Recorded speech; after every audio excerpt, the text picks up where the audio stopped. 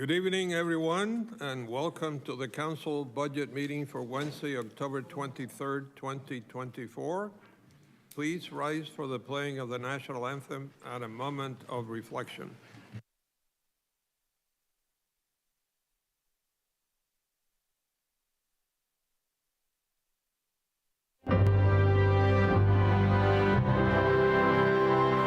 Oh, Canada.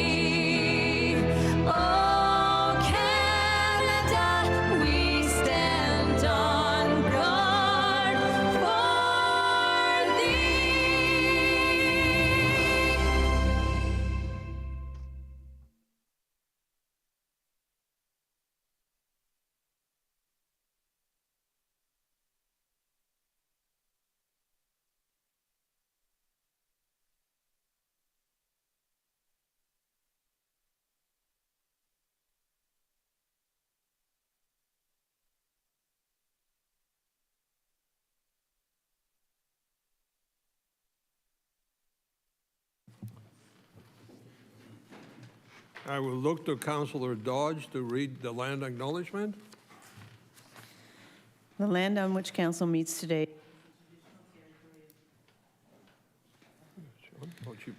is the traditional territory of the Haudenosaunee and the Anishinaabe peoples, many of whom continue to live and work here today. This territory is covered by the Upper Canada Treaties and is within the land protected by the Dish with One Spoon Wampum Agreement.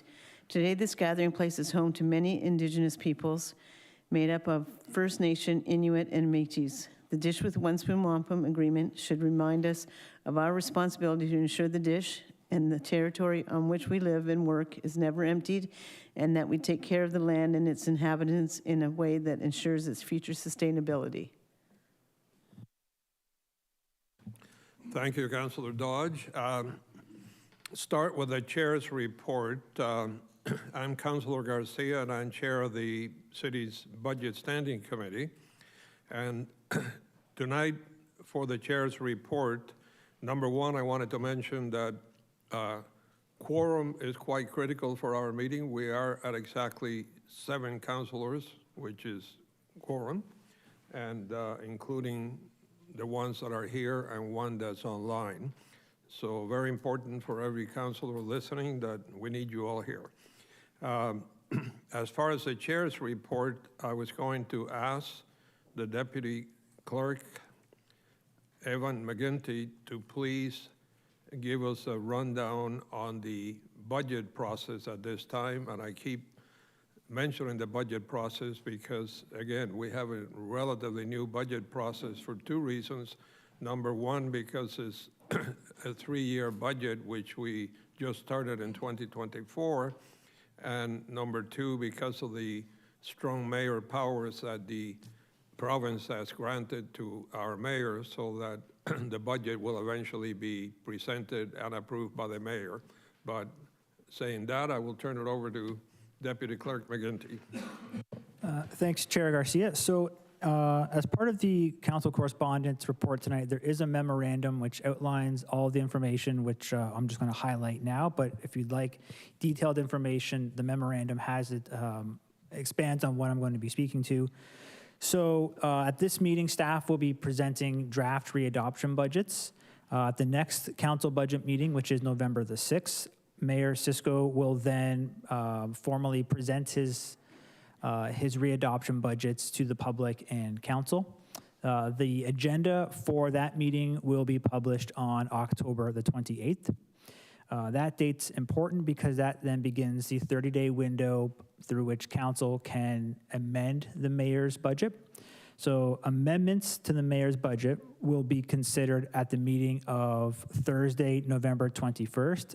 I want to point this date out because originally it's scheduled for Wednesday, November 20th. However, there is a motion which will be considered this evening to move the date from November 20th to November 21st.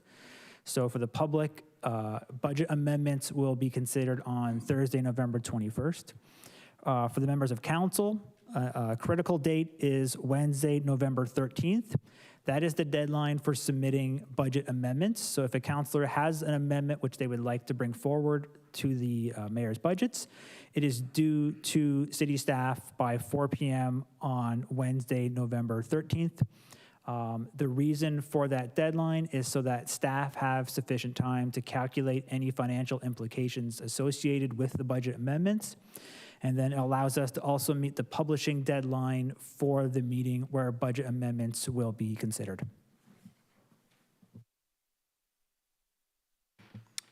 Thank you, Deputy Clerk. And just in addition to what he said, to make it clear that councilors can bring amendments to the mayor's budget, and then there are two extra processes beyond that, which are the mayor could potentially veto an amendment, and councilor could potentially ask for that veto to be overridden. But that's, we didn't get into that last year, and hopefully we will not have to go there. I will move to the adoption of the agenda. Deputy Clerk. So there are no amendments to the agenda this evening, but the following items of additional correspondence have been placed in Council's Sugar Sink folder. There's a confidential memorandum from the CEO and business administrator of the St. Catharines Public Library regarding the Merritt Branch update. And there's additional correspondence from residents regarding 8.1, which is regarding the Rodman Hall Art Institute of Niagara. Thank you. Could I have a motion to adopt the agenda? Councilor Phillips, and do I have a seconder? Councilor Stevens. Verbal confirmation or hands up? So that's carried. So we will move to adoption of the minutes. So that's the minutes of the budget council meeting that we held on September 16th, 2024. Can I have a motion to adopt those minutes? Councilor Dodge, seconder, Councilor Ratliff. All in favor? That's carried. Declarations of interest. Are there any declarations of pecuniary interest? Seeing none, a reminder that if someone has a pecuniary interest, councilors are required to submit written statements of declaration via the online form. So we would have a motion to move consent reports at this time, and no items have been requested to be moved from discussion. Does anyone wish to move an item to discussion?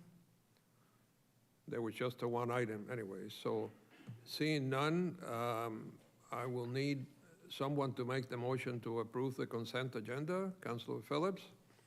We don't need a seconder for that, so I will look to the clerk to read the list of consent reports and call a recorded vote. So there's one item on today's consent agenda, and that is Legal and Clerk Services, Office of the City Clerk, Council Correspondence. For the consent listing, Councilor Phillips. Oops. Yes. My apologies, we're just now getting into voting mode. You should be able to turn your mic on now. They should work, yeah. Right. Give us 1 second here. Right now? Nope. We're just, Okay, there we go. yes. Yes. Councilor Ratzlaff. Yes. Councilor Stevens. Yes. Councilor Dodge. Yes. Councilor Lindell. Yes. Councilor McPherson. Yes. And Chair Garcia. Yes. And that's carried.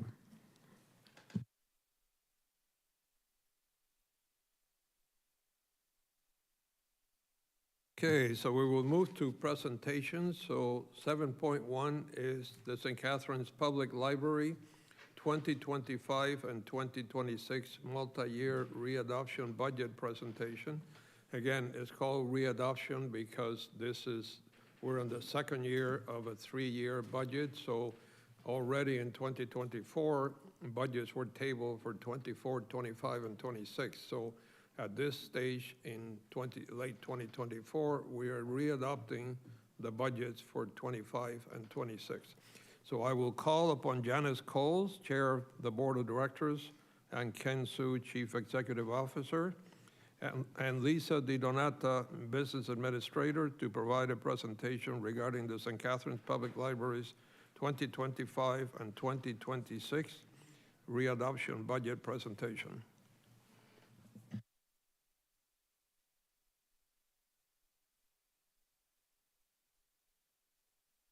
Yeah.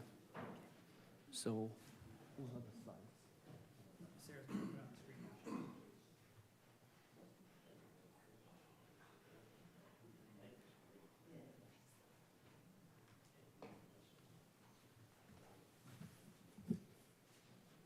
Thank you. I'm Janice Coles, the chair of the St. Catharines Public Library Board, and it's a pleasure to be here this evening presenting our 25 to 26 operating budget. And I should stand closer, I'm being told. Do you want the next slide? We had a strategic plan from 2019 to 2024. We embraced innovation, creativity, and boldness in everything we did, build a recognized and valued brand, foster more community connections, be a library for all, and transform as we evolve. We pulled it off.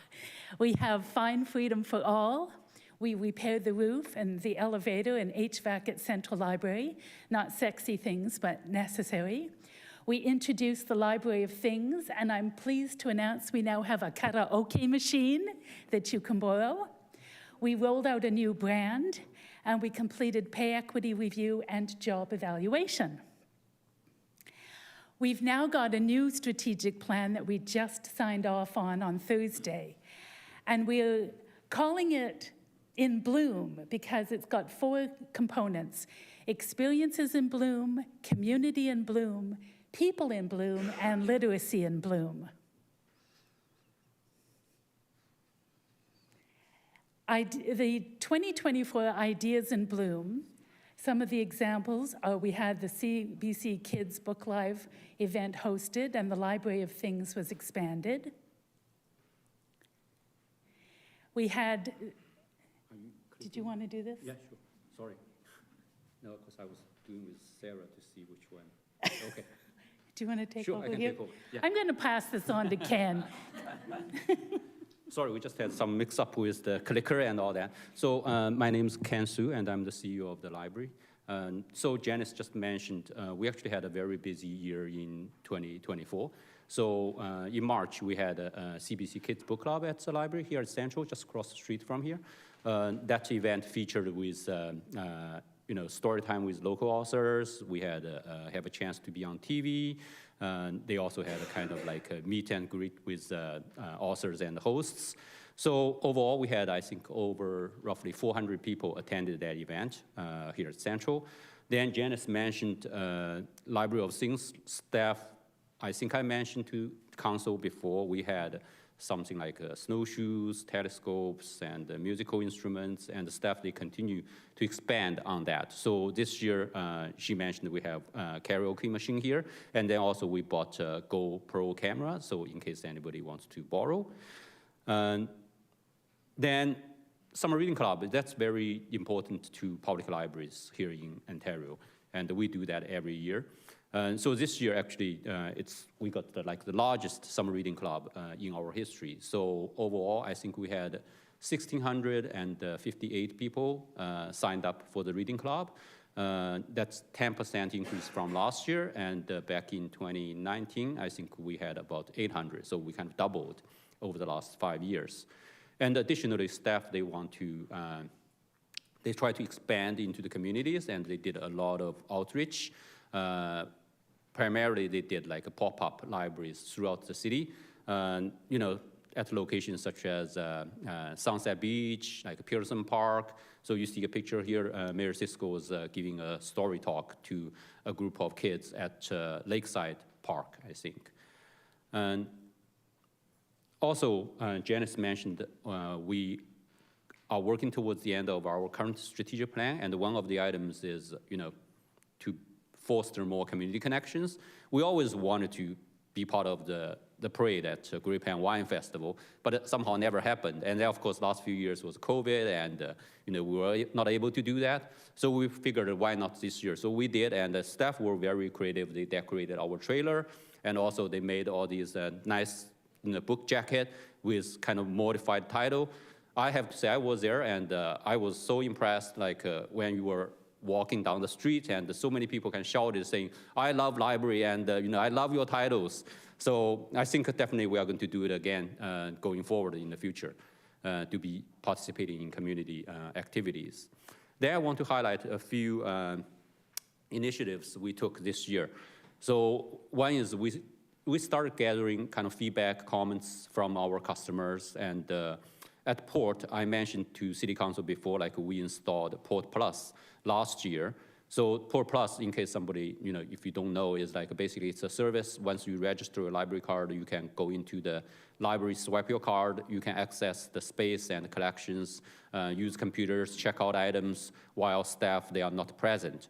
So in addition to that, we heard from residents in Port, they want to see more improvements to their beloved library. So we did take the opportunity this summer. So we purchased the new furniture and replaced the old furniture with like a new accessible, actually portable, because they are on casters. So if you need a bigger space, you can push them aside. And also we did like a flooring kind of throughout the space. We repainted the interior. And then most importantly, like I think we did this external book job. So we have heard like forever, I think people in Port, they want to have access to an external book return. So they can return books whenever they want. So you can see here we have a branded, like a wrapped book job here. And we had a grand opening on October the 5th, and it was very well received. And the next one is, oops. Sorry, yeah. So the next one is the reciprocal borrowing. So we launched a reciprocal borrowing last month, partnering with 9 libraries in the region. So the basic idea is anybody who has a valid library card from their home community, they can come to St. Catharines and sign up like a card from us. And also vice versa is anybody in St. Catharines, if you have a valid card, you can go to Niagara Falls, you can go to Welland to sign up a card. Due to the licensing agreement, we are not able to allow them access our electronic resources. They have to be physically here to access our physical collection. So, they can borrow books, DVDs, video games. We see that as a win-win arrangement. So, so they come to the city, they probably pay for parking, hopefully they have dinner, lunch at a restaurant, or, spend some money here. So far, we launched last month. We have already had like 80 people from different libraries in the region sign up our card, and I think we have had 30 plus people from St. Catharines, they signed up a card at Niagara Falls or Welland, those places. Now I'm going to talk about numbers. I know sometimes it's boring, but also I think it can be informative. So if you look at the library visits, so for the same period last year, January to September, we had 230,000 visits to libraries in the city. And this year, so far to the end of September, we had 293,000. So that is more than 25% increase. And while you look at the program attendance, for the same period in 2023, we had 20,600. And then this year, for the 9 months, we had 21,600. So it's 5%. It's not that impressive. But on the other side, if you consider in 2019, for the entire year, we only had 20,000. So this year, within 9 months, we had 21,600. So the last number I want to share is this social return on investment. So Ontario Library Service, that is the arm's length agency of the provincial government, they worked with Nordic Institute. So they put a valuing Ontario Libraries toolkit together. So they basically, using numbers we report to the Ministry of Sports, Tourism, and Culture, they plug those numbers into their toolkit, and this is what we got. So in 2023, the total economic benefit to St. Catharines is over $40 million generated by the library. That kind of can be broken down into 7 domains. And so that translates to every dollar the city invests in the library, the city receives $6.49 of economic benefit. So I just want to share this with City Council, and now I turn it over to to Lisa.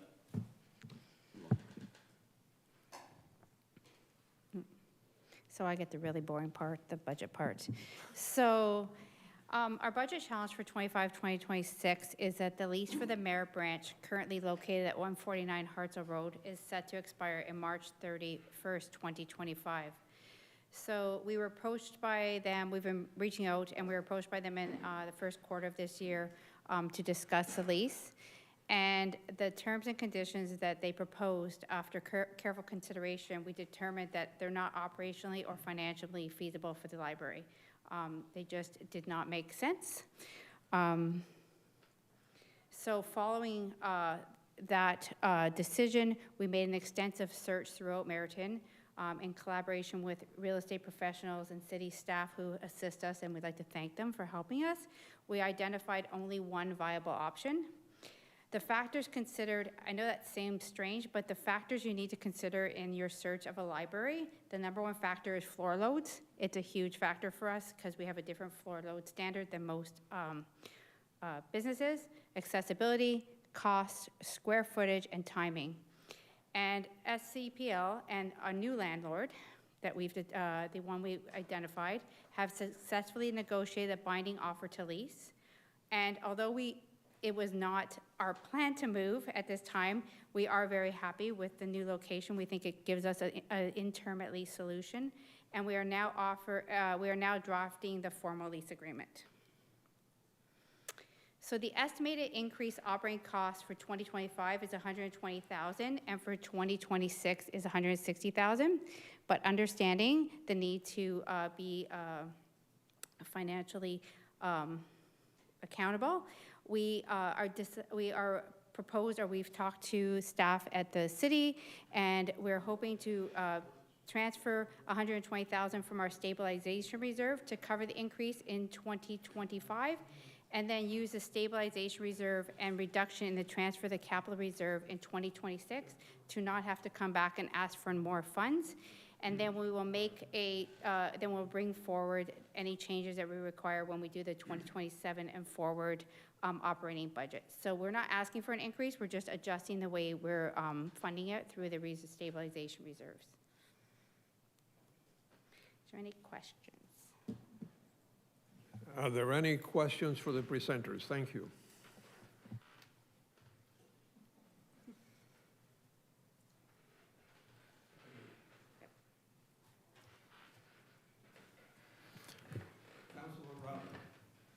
Happy to do it. Thank you, Chair. Through you. Thanks for the presentation. As you probably know, I used the library quite a bit. I just had a few questions, though.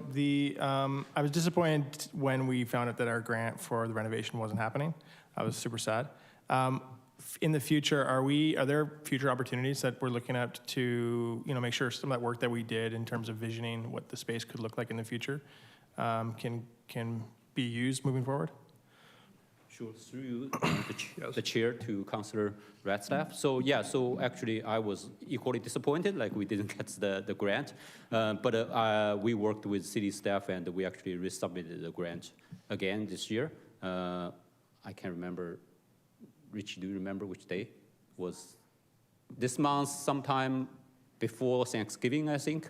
We just put in another application, and I actually mentioned to MP Biddle at our reopening at port, and just mentioned to him saying we are putting another application. We are looking for his support. So good. So there's still hope that some of that work will happen. Yes, fingers crossed. Exciting, yeah.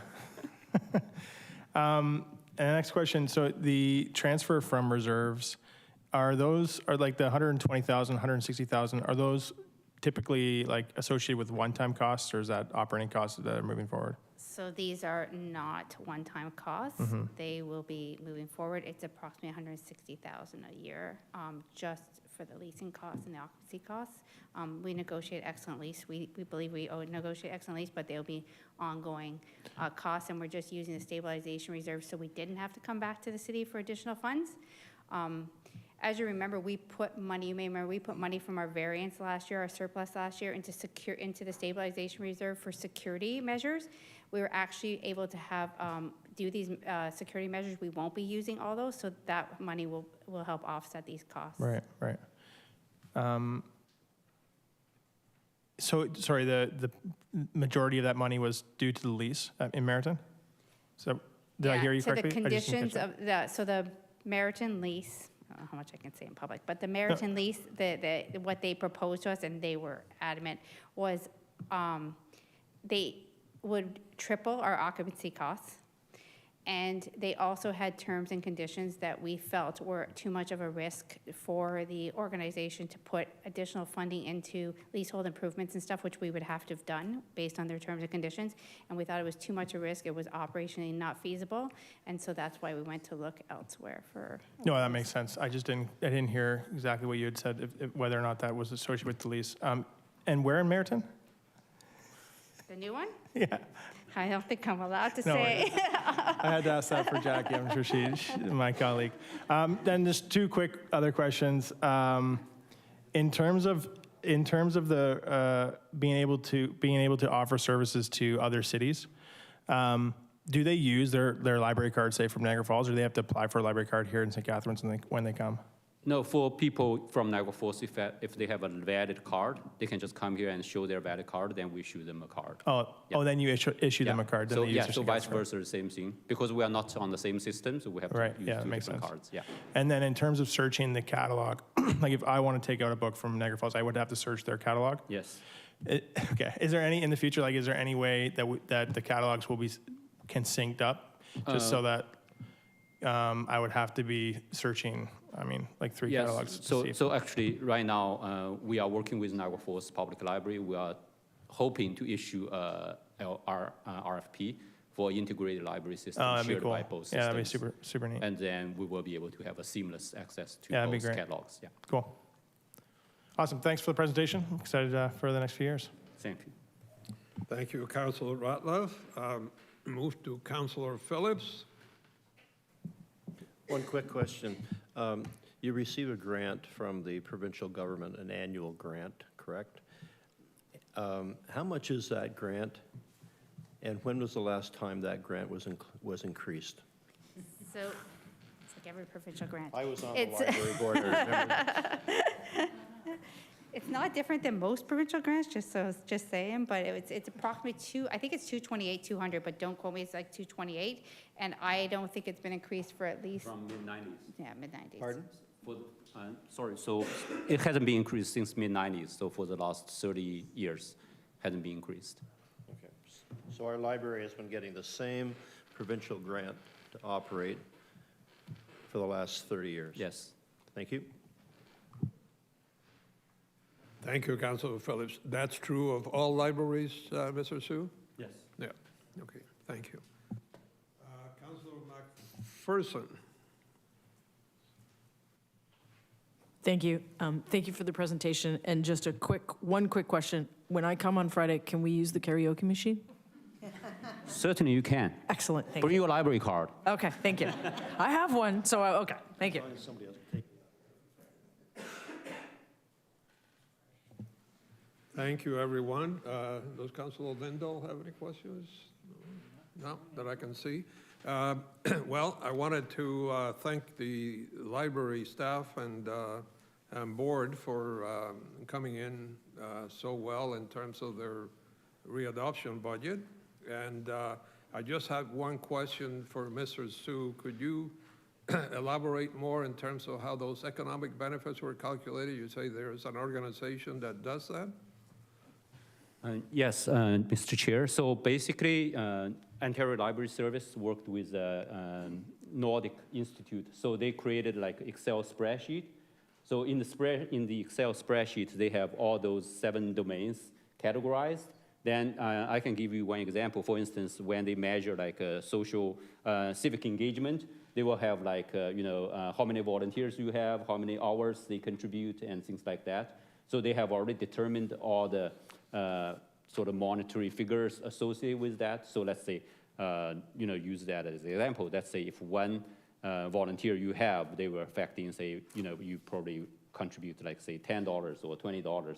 So they have predetermined all the parameters in that Excel spreadsheet. Then once you plug in the data, then they spits out all the numbers. Thank you. And is that program designed specifically for libraries, or they work on other? Yeah, it's specifically assigned to libraries. Not only to libraries, actually, they assign different weight to different municipalities. So if you are interested, I can send you a link. It's posted online, so you can access the Excel spreadsheet yourself. Yes, I'll be curious. Yeah, Thank you. I would. Now, we've had a good discussion about that lease. Is there a council that wishes to discuss this in closed session? Because being a lease, we cannot get into details. There is a memorandum that we received that we could discuss it. Seeing none? Okay. So can I get a councilor to move the motion to receive the presentation? Councilor Dodge? All in favor? Okay, that's carried. And, sorry, needed a seconder? So Councilor McPherson, yes. And, okay, so.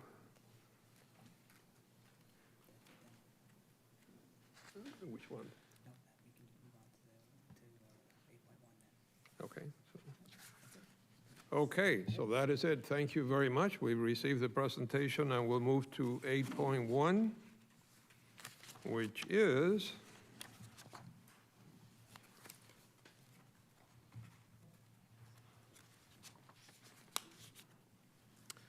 Community Recreation and Culture Service, Recreation and Culture Programs, the Rodman Art Institute of Niagara update.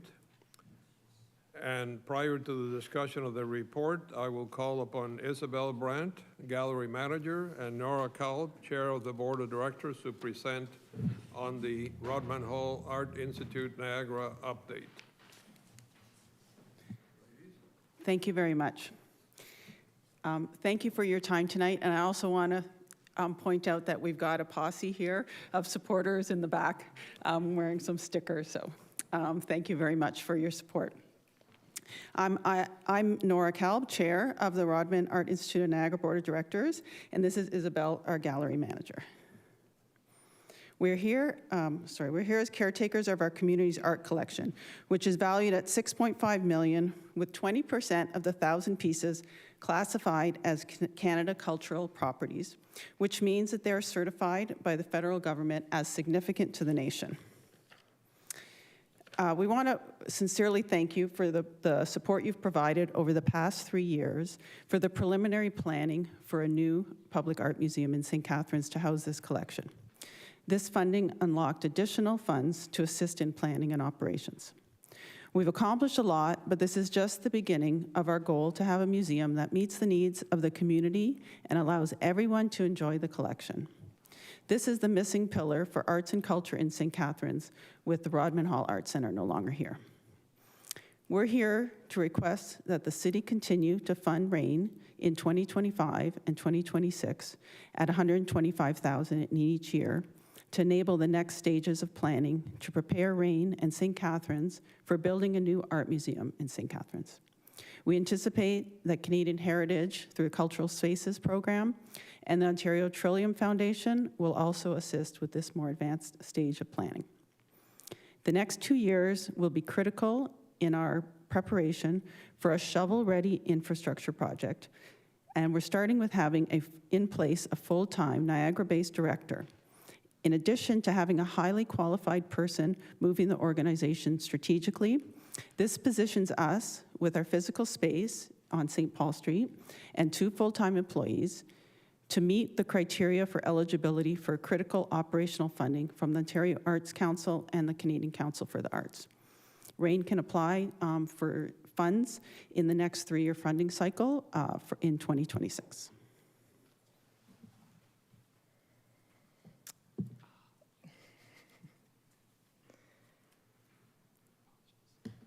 So I'll take you through the next stages in our planning. In 2025, we will conduct a comprehensive analysis of facility needs. This includes facility storage or collection storage, exhibition space, education space, administration, and community spaces.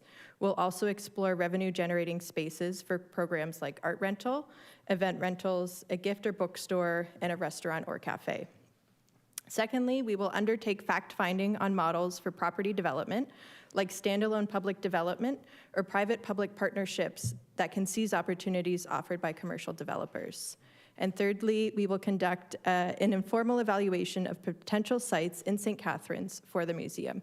Our advocacy for capital financial commitments and fundraising will be ongoing throughout this process. In 2026, the capital project master planning will begin with a detailed site analysis, technical facility plan, and a final plan for property development, including building process and a project team. Most critically, we will produce an architect's conceptual design that will make our ambitions visually concrete so we can advance our capital campaign. In 2026, RAIN will undertake everything from financial planning, feasibility and budget, to advocacy that makes our case to all levels of government. RAIN will also pursue private donations to support the development of a new public art museum. In addition to our strategic planning, RAIN will continue to present transformative art experiences for the community and demonstrate the value of a future public art museum. Support and investment from the City of St. Catharines over the past 3 years has allowed us to apply for funding to support the development and delivery of our exhibitions and programming in our gallery space on St. Paul Street. This year, we have delivered 4 exhibitions, partnered with Niagara Artist Center on a fundraiser, hosted a performance for In the Soil, and developed and delivered an art crawl that brought $50,000 from FedDev Ontario into St. Catharines. This showcased over 50 artists and brought over 500 people to the downtown core in one night. We are also delivering public educational programming in the gallery. Please note that demonstrations are not allowed. In the gallery and in partnership with other community organizations. We've connected with the Lions Club, the St. Catharines Public Library, the Niagara Folk Arts Cultural Center, and Woodland Cultural Center. Our artistic programming will continue at 104 St. Paul and elsewhere. It's not funded by the city, rather it's funded by grants and sponsorships.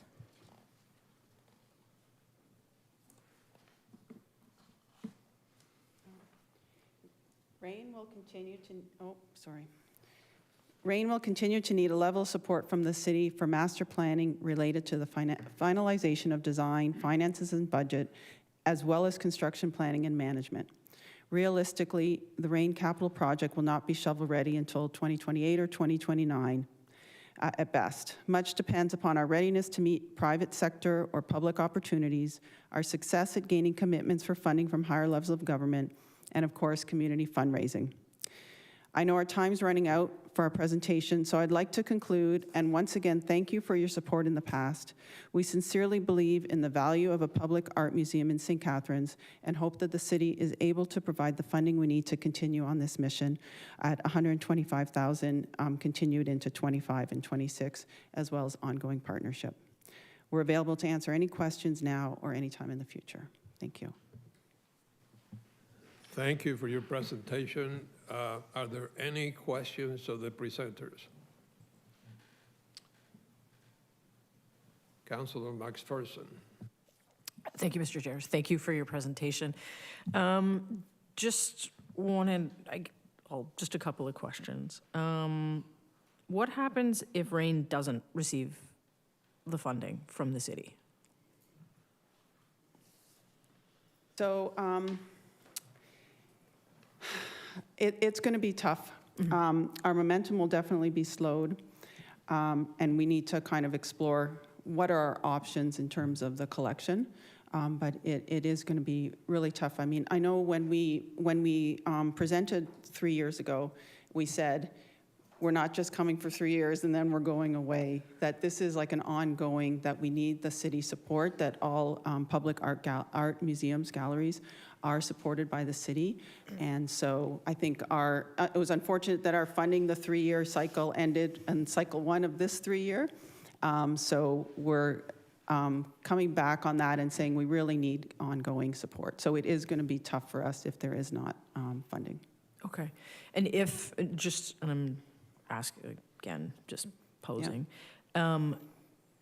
with that, if it's not the 125, is the 125 like a make or break kind of situation, or is there a range that you can kind of give?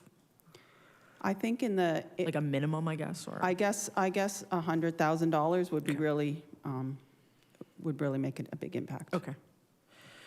And you've mentioned, and we've had some conversations, in looking for a space or a purpose-built space, could you explain why you need, like, this kind of some of the specific needs that you have for the space that you're looking for? Because it's, so there might be people thinking, well, just move here. Yes, please. So to store a collection of our size, you do need a lot of space to keep it safe. Also, as Nora highlighted earlier in the presentation, 20% of our collection is certified Canadian cultural property. So what that means is there's very strict environmental controls required. The space that we're in right now is a wonderful space for us to program and to host exhibitions, but it does not meet the security or environmental controls or the size required to hold the collection. We also need programming space as well for arts education. So thank you. So from a side, have you gotten to that point yet where you're looking at what size space you need or where you're considering a space? Yeah, so we've done preliminary research just looking at other organizations of our size. We would need a minimum of 12,000 square feet, and that's at an absolute minimum. That would not give us room to grow our collection. Looking at Hamilton, the Art Gallery of Hamilton holds 11,000 works of art. We only hold 1,000. So if we want to enter the level of similar regional art museums, we'd be looking at probably closer to 20,000 square feet. I think I'll just add to that the other thing to consider is you can't go basement. There's all these restrictions in terms of that. Right. And we've been looking at, well, it would be ideal to have some kind of public-private partnership, perhaps. There's lots of different models. And, even taking into consideration housing is a big thing, right? Is there a model that we can do that incorporates housing in there, or working with developers, and being able to leverage what we're doing with those needs as well. Right. So along that line of the looking at housing, is that as you kind of move forward through the process, is that another opportunity for additional funding from another level of government? Absolutely. You look at the federal programs, the Affordable Housing Fund and that sort of thing, that there are other opportunities there too. Okay. And we're not just being opportunistic, but it's looking at what are the needs and what's driving things. And is your last question, is your focus in the downtown only, or, not only? It's a fantastic place to be, and it is the best ward in the city. You could build it in Grantham. Who knows? But are there other, are you focused on one area of the city or are you kind of looking everywhere? We don't want to close off any opportunities, but we also recognize that if we want to reach the broadest audience and be the most accessible, it's likely within the downtown core. Okay. But we are open to exploring any option. Again, we're not really in a position where we can turn down opportunity. Right. But our home has been great so far. Okay. Right downtown. Okay, that's great. Thank you. Thank you, Councillor McPherson. Councillor Ratliff. Thank you, Chair. Through you. Thanks for the presentation. I've really enjoyed seeing how you guys have progressed over the last few years in your downtown location. I think that's been great. So in the report that we're going to look at in a second, there is a recommendation, or there is a suggestion that we refer you to apply for funds through SIP. what are your thoughts on applying for money that way? Well, I think that we're open to however it can work. I mean, the one thing that this process helps us, to be honest, is that then we know a little sooner what the outcome is, because we're making decisions in terms of hiring a director and that sort of thing that really is impacted by knowing what our budget could be into the next year. But you know, I guess we feel that that's that we're open to different options. I mean, I think also, I'm not sure exactly how that would work in terms of the competitive nature and the size of the funding in SCIP. So, you know, it's, and I mean, I guess that's fair, but it's, that's just the difference, I guess, for us. Yeah, absolutely. No, that's helpful. Thanks. Thank you, Councillor Ratliff. Does any other councillor have any questions? Seeing none, I had one question. Councillor McPherson asked about the conditions that are required and in terms of a new location as far as climate control and so on. Can you share with us and the public what, how the collection is stored right now and therefore how is it protected? Yeah, so the collection is stored within a fine arts storage company in a warehouse. And when we were looking to move the collection, we did the research just to make sure that it is safe. So it is held in climate control storage. We've worked with a collections registrar who's very experienced, who recommended the storage. So right now, the collection is being stored in a facility in Scarborough. And the hope is with our new facility, we'll be able to bring all of that art home. Thank you for that. Does anyone else have any other questions? If not, thank you, ladies. And can I ask a motion, council to make a motion to receive the presentation from Rodman Art Institute? Oh, Councilor Dodge has a question? Okay, please. Sorry. Can you just tell us what the cost of that storage is? Yeah, so unfortunately, the cost does increase annually. Right now, this year, we're spending $67,000 on storage. And again, that's coming from our own reserves. We're not seeking funding from the city to cover the storage of that collection. And also, can you share with us what your total budget is?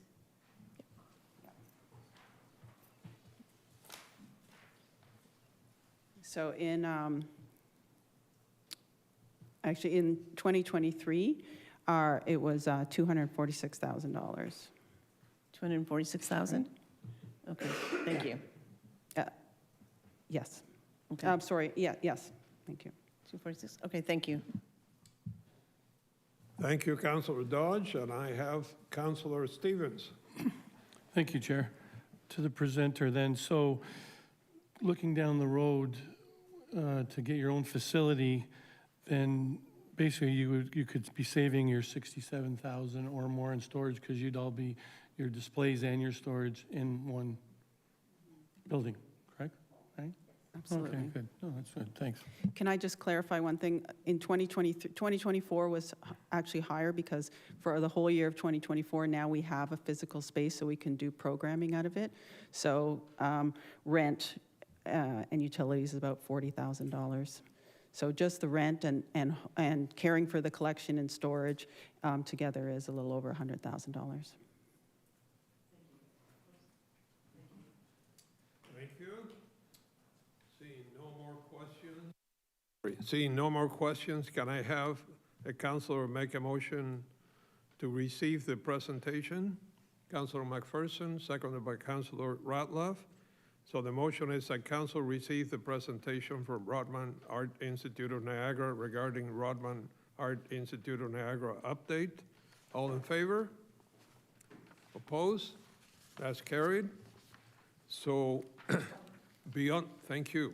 Beyond that, can I get a councilor to move the recommendation in the staff report that we had before us? Councilor McPherson and seconder, Councilor Dodge. So is the recommendation up on the screen? Yes.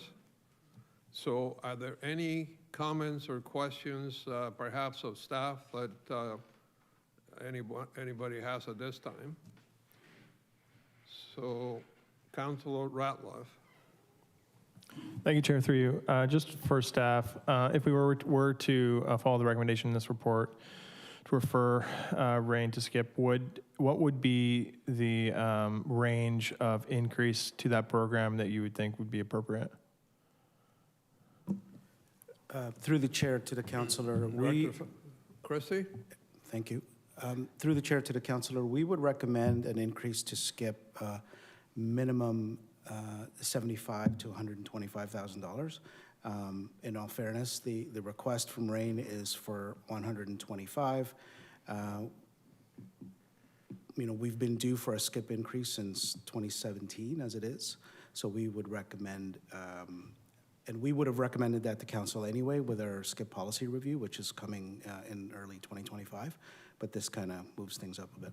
And then how much longer sorry, through you, Chair, to the Director, how much longer would they have to wait to know whether or not they get funding longer as opposed to if they were to go through the budget process like we're looking at doing now? Through the chair to the councillors, so the intake for the sustaining program of SKIP is in May.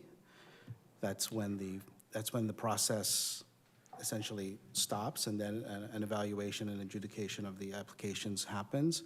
The earliest that RAIN would get funding through SKIP is July. Would be July. All right, thanks. Thank you, Director Christie. Before I go to Councilor Phillips, Director, you said that staff could recommend a significant increase in the SKIP budget, but just to clarify for council and those watching, if you did not have a significant increase in SKIP, that would also obviously affect other participants and applicants in the sustaining program, right? Yes, through you, Chair, and to you. And that's exactly why we would be recommending an increase to the overall SKIP budget, is because if this application comes in with the existing budget for SKIP, our fear is that it would cannibalize basically the rest of the applications and the rest of the organizations that rely on the sustaining program for their own needs. Thank you, Director. So I'll move to Councilor Phillips. Thank you, Chair. I have a real problem with it being referred to SKIP. There is a procedure. This organization can apply for $125,000, but you have a committee that determines how much each group gets. And they could apply for $125,000, but they might come in at $85,000, correct? Through the chair to the councillor, that is correct. I would much rather see it just come out of the Civic Project Fund so that they're guaranteed the $125,000. If you're going to do it with SKIP, I guess my question is why would this group get all of a sudden $125,000? And I'm going to use the Niagara Symphony because I'm on that board. They're going to say, wow, they got $125,000. They came from nowhere to get $125,000. We need more money, and trust me, the symphony does, like any other arts group in the city. To me, if we're going to do this, the whole SKIP program needs to be reviewed and increased in funds, not only for this group, but for every group that applies. So in my mind, it would be much better to guarantee them the $125,000 out of whatever fund we want to take it from, and guarantee them that money rather than gamble and go to SKIP and all of a sudden, and this group, and I've been involved in SKIP for many years as far as when it was first reviewed, way back when, 2017, is that when it was? Around there, to now, and rarely does a group get what they ask for. So it could be a problem for this group. So to me, it would be better to guarantee them the money, and then if we're going to do something with SKIP later on, so be it. Maybe in another year they could apply for it. But I would be concerned if I was them, because if you apply 125,000, you get 85 or 70, whatever the group allows them, there could be a shortfall. Thank you. Thank you, Councilor Phillips. Yes, again, for those of you who are new in council, it was a few years back now, maybe 4 or 5 years ago, that we made a very significant increase in the skip budget because it had been fixed for a long time, and there was a lot of pressure to increase it. And we got staff reports that showed that we were really uncompetitive in terms of comparable municipalities and so on. But, and there is a lot of pressure now, we hear from different people and different groups to increase it again. I will look to Director Douglas to comment, since we're in this process that we have now. I would assume that in terms of what happens with this request, whether a skip is involved or whether it's taken out of a certain fund, that is something that the mayor will have to consider in his budget, and then there can be an amendment if somebody wants to make it. Thank you, Mr. Chair. With regards to the budget process that we are in, so the mayor has the option to use the information that's presented this evening, as well as information in the staff draft budgets to prepare his budget. If the item isn't included in his budget, then there is the option for a council member to make a recommendation or an amendment to the mayor's budget. And with that, there can also include not only including the funding, but also if there is a funding source that the council member or the mayor would like to add to the request. Sure. Are there any other comments or questions? I see I have Councilor McPherson. Thank you, Mr. Chair.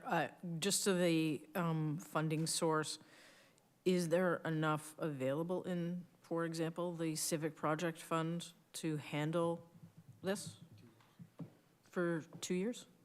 I will look to Director Douglas. A year at a time. Let's go a year at a time. Yes, but yes. Thank you. Through you, Mr. Chair, to the councillor. Yes, under the SKIP policy that has been approved by council, there is a 10% threshold of the previous year ending balance.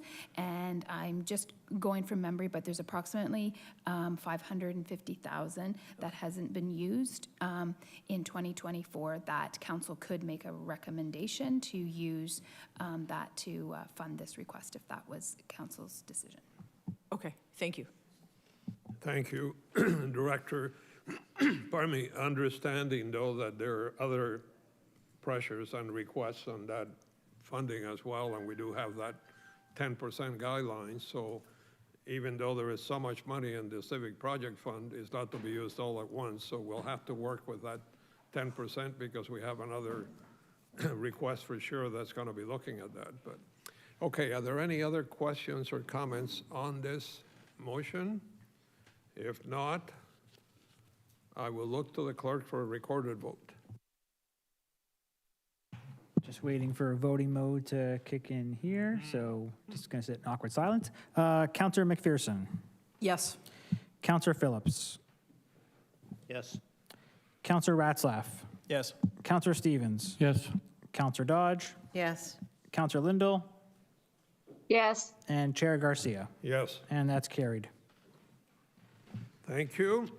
So we will move to 8.2, Niagara District Airport 2025 budget presentation. And I will now call upon Dan Pilon, CEO of Niagara District Airport, and Greg White, Commission Chair, Niagara District Airport Commission, to present on the Niagara District Airport 2025 budget presentation.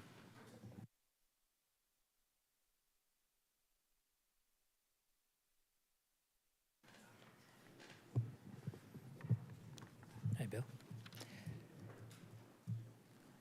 Hello, my name, as Councillor Garcia said, my name is Greg White, and I'm the chair of the Niagara District Airport.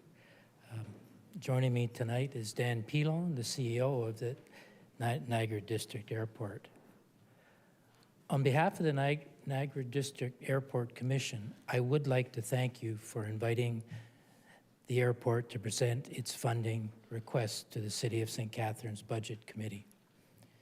I've attended this meeting for a number of years since I joined the commission in 2019, initially in my role as treasurer of the commission and the last 2 years as chair. I have a couple brief comments before handing off to Dan, who will be making the presentation of the Niagara District Airport's formal funding requests for 2025 and 26. The first relates to the request by the city staff that the Niagara District Airport provide a multi-year budget. You might recall at last year's presentation, I stated that due to our 3 municipality ownership structure, we would not be complying with this request until all 3 municipalities requested multi-year budgeting. After discussion at our recent airport liaison committee, consisting of the 3 mayors and the 3 CAOs from the funding municipalities, it was agreed that the airport would provide a funding request for both 2025 and 2026. My second comment relates to our 2023-2026 strategic plan, which was unveiled at our AGM on April 17th, 2024.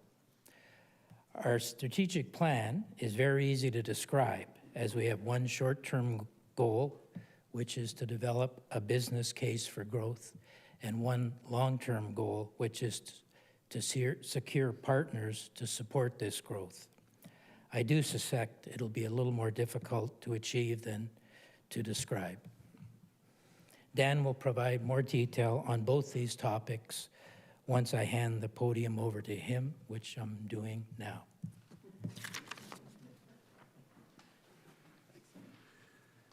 And we'll outline the plan to the funding right now. Thank you. So I think we'll go with this. Thank you to Council and the Budget Chair for the opportunity to present this evening. I appreciate the ability to be here in front of you. Busy agenda that I know you have, so we'll move through the presentation quickly. Additionally, highlighting that the photos, as you see through the presentation, as always every year, are usually photos that are taken from typically within this given year from the airport itself, as are the 3 in front of you today. Same thing here, briefly, just to identify kind of the many and different varied uses of the airport. Top left is actually a photo of a medevac coming in, so that's an item that happens and occurs on a regular basis at the airport, so certainly something that isn't seen or thought of by most of the individuals within our municipalities, but something that occurs on a regular basis. Bottom right is that's actually Jelly Roll jumping off the plane as he gets ready to come to Meridian Center and present there. So wonderful that we're able to manage that. Some special events that you see there, and then some regular traffic. I believe you're all aware of our governance model, but Chair just spoke to it. Our 3 funding municipalities with St. Catharines, Niagara Falls, and Niagara-on-the-Lake. Our commission is comprised of representatives from all 3 municipalities, so I did want to make sure that I took the opportunity to thank our councillor from the City of St. Catharines, Mark Stevens, and additionally our treasurer, Mark Steinman, who's from St. Catharines, and Commissioner Tricia McClellan. Thank you to all their time and their support, and additionally to the Airport Liaison Committee, which is the mayors and CAOs for their budgetary and strategic investments. Brief review of 2024, looking back at kind of the highs and the lows, some of the benefits. We've certainly had full renewal of our equipments. We've received a $1.5 million grant from the federal government, as I've referenced in past years, plus capital investments over the last few years. So all of our main pieces of equipment from a safety perspective have had and seen significant renewal, which is no small feat given the cost of that fleet. Our asset management plan was completed and presented to the municipalities in 2024, which identified close to $30 million in assets at the airport that are owned between the 3 parties, the 3 municipalities that are there. As Greg has referenced, our strategic plan was completed and adopted in this year. And a number of important studies which are guiding the work coming from that this year, and that's underway, and that's the path forward, and that's our airport redevelopment project. As referenced here, we're getting pretty close to 100th year anniversary of the airport coming up in 5 short years, so we're certainly hopeful we can start to see bigger and better as we move forward into that space. Would be remiss without speaking to some of the challenges that exist and that are real, that are facing airports in our communities and across Canada right now. I think many of you who have, if we said, hey, let's put our hands up, who's traveled within this year, they're in all likelihood traveling from major significant airports with scheduled service from a commercial passenger perspective, and it seems that those are as busy and as challenging as ever to navigate throughout. However, the story, as we'll see, is that's the case with the large and significant airports. However, outside of that, the larger number of community and smaller regional-based airports are still certainly struggling to get back to those space. All of the challenges you can see in front of you, pilot training, funding, routes, et cetera. This is that story in words. These are our aircraft movements from 2024, forecast to year end. As you can see, they're forecast really to be static from 2023 to where we sit in 2024. We did have a number of items. Flight school lost a number of aircraft for a few months due to mechanical issues. So we actually believe that probably the forecast number of where we're sitting at right now is probably closer to the 2022 numbers once we see everyone back to full movements. It's a difficult science to try to identify what the variability that exists within this data. Within this number at 31.5, we're actually seeing a 25% increase in jet traffic. We have our highest amount of jet traffic that we've ever seen in the history of the airport.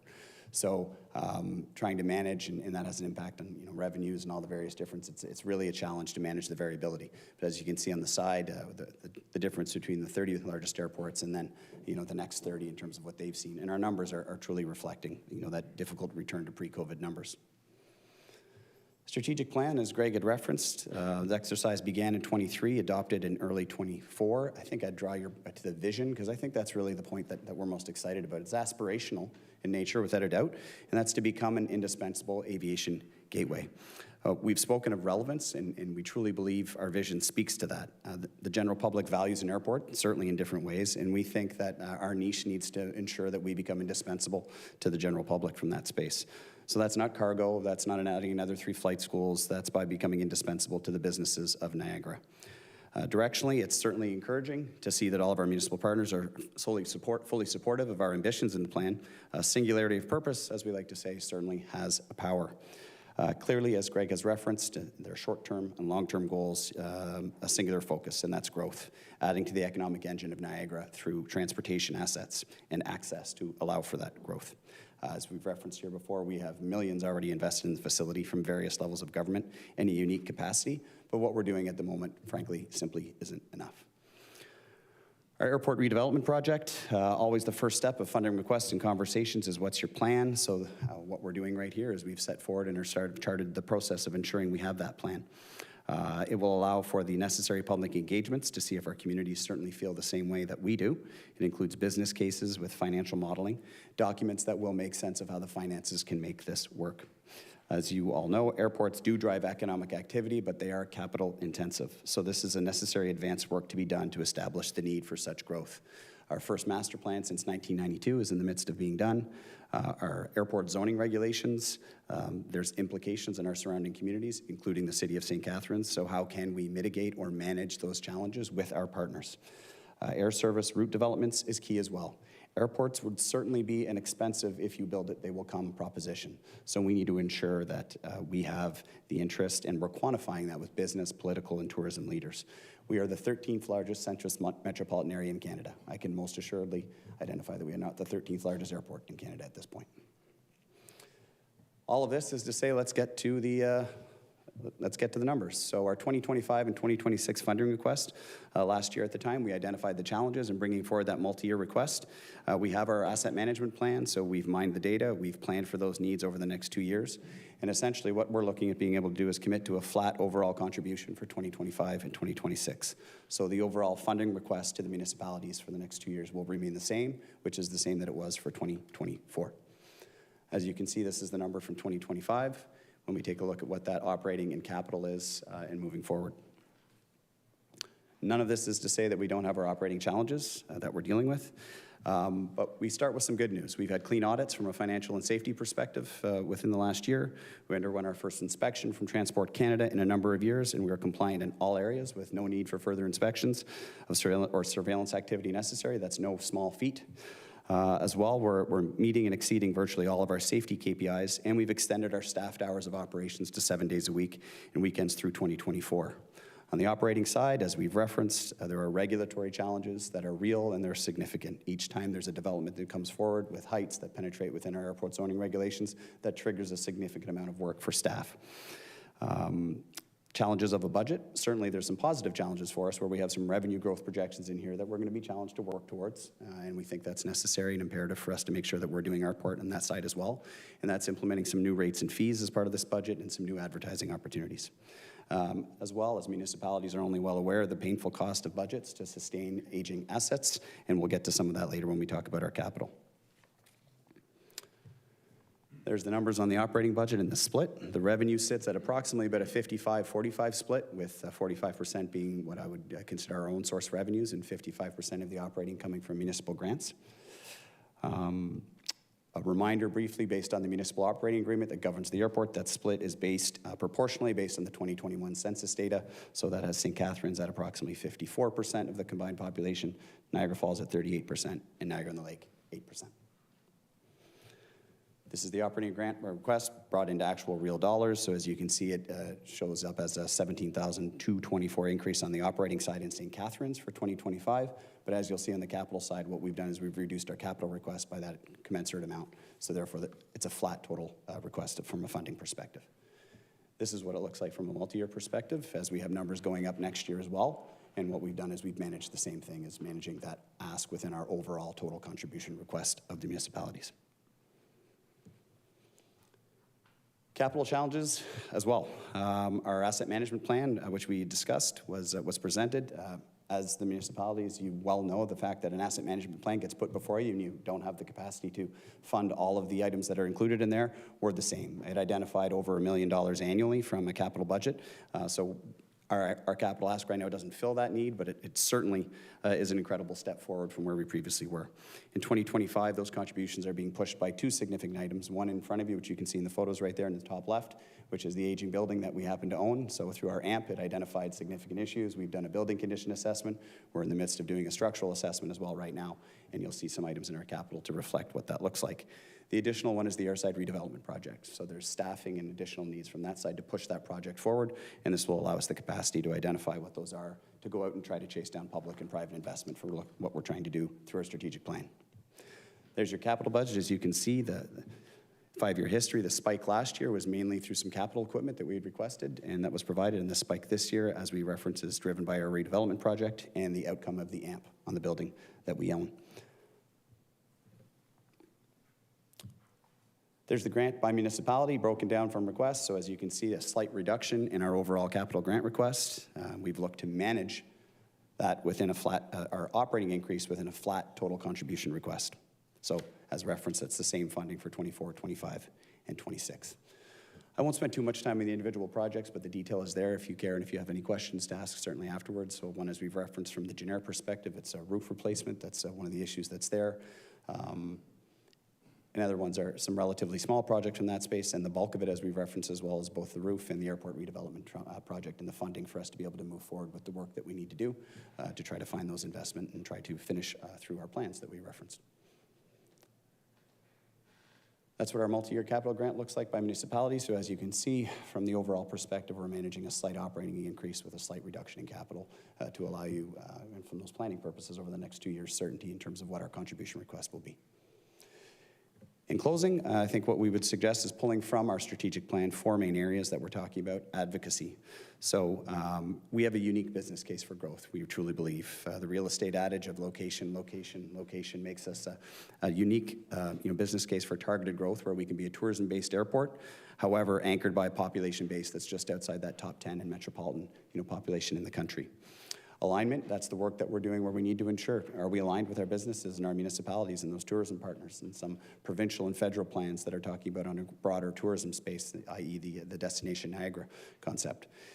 The work that we're doing right now and the work that we need to do gets the analytics and the data to ensure that we have the data to match that up with the work that we're doing. And then additionally, some of the extra work that we need to safeguard our asset, which is to ensure that we have the approaches that are continue to be available when we're able to identify the type of aircraft that we do want to bring in.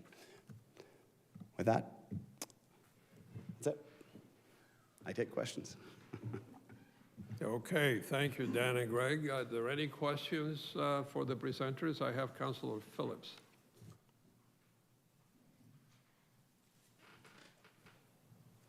Thank you.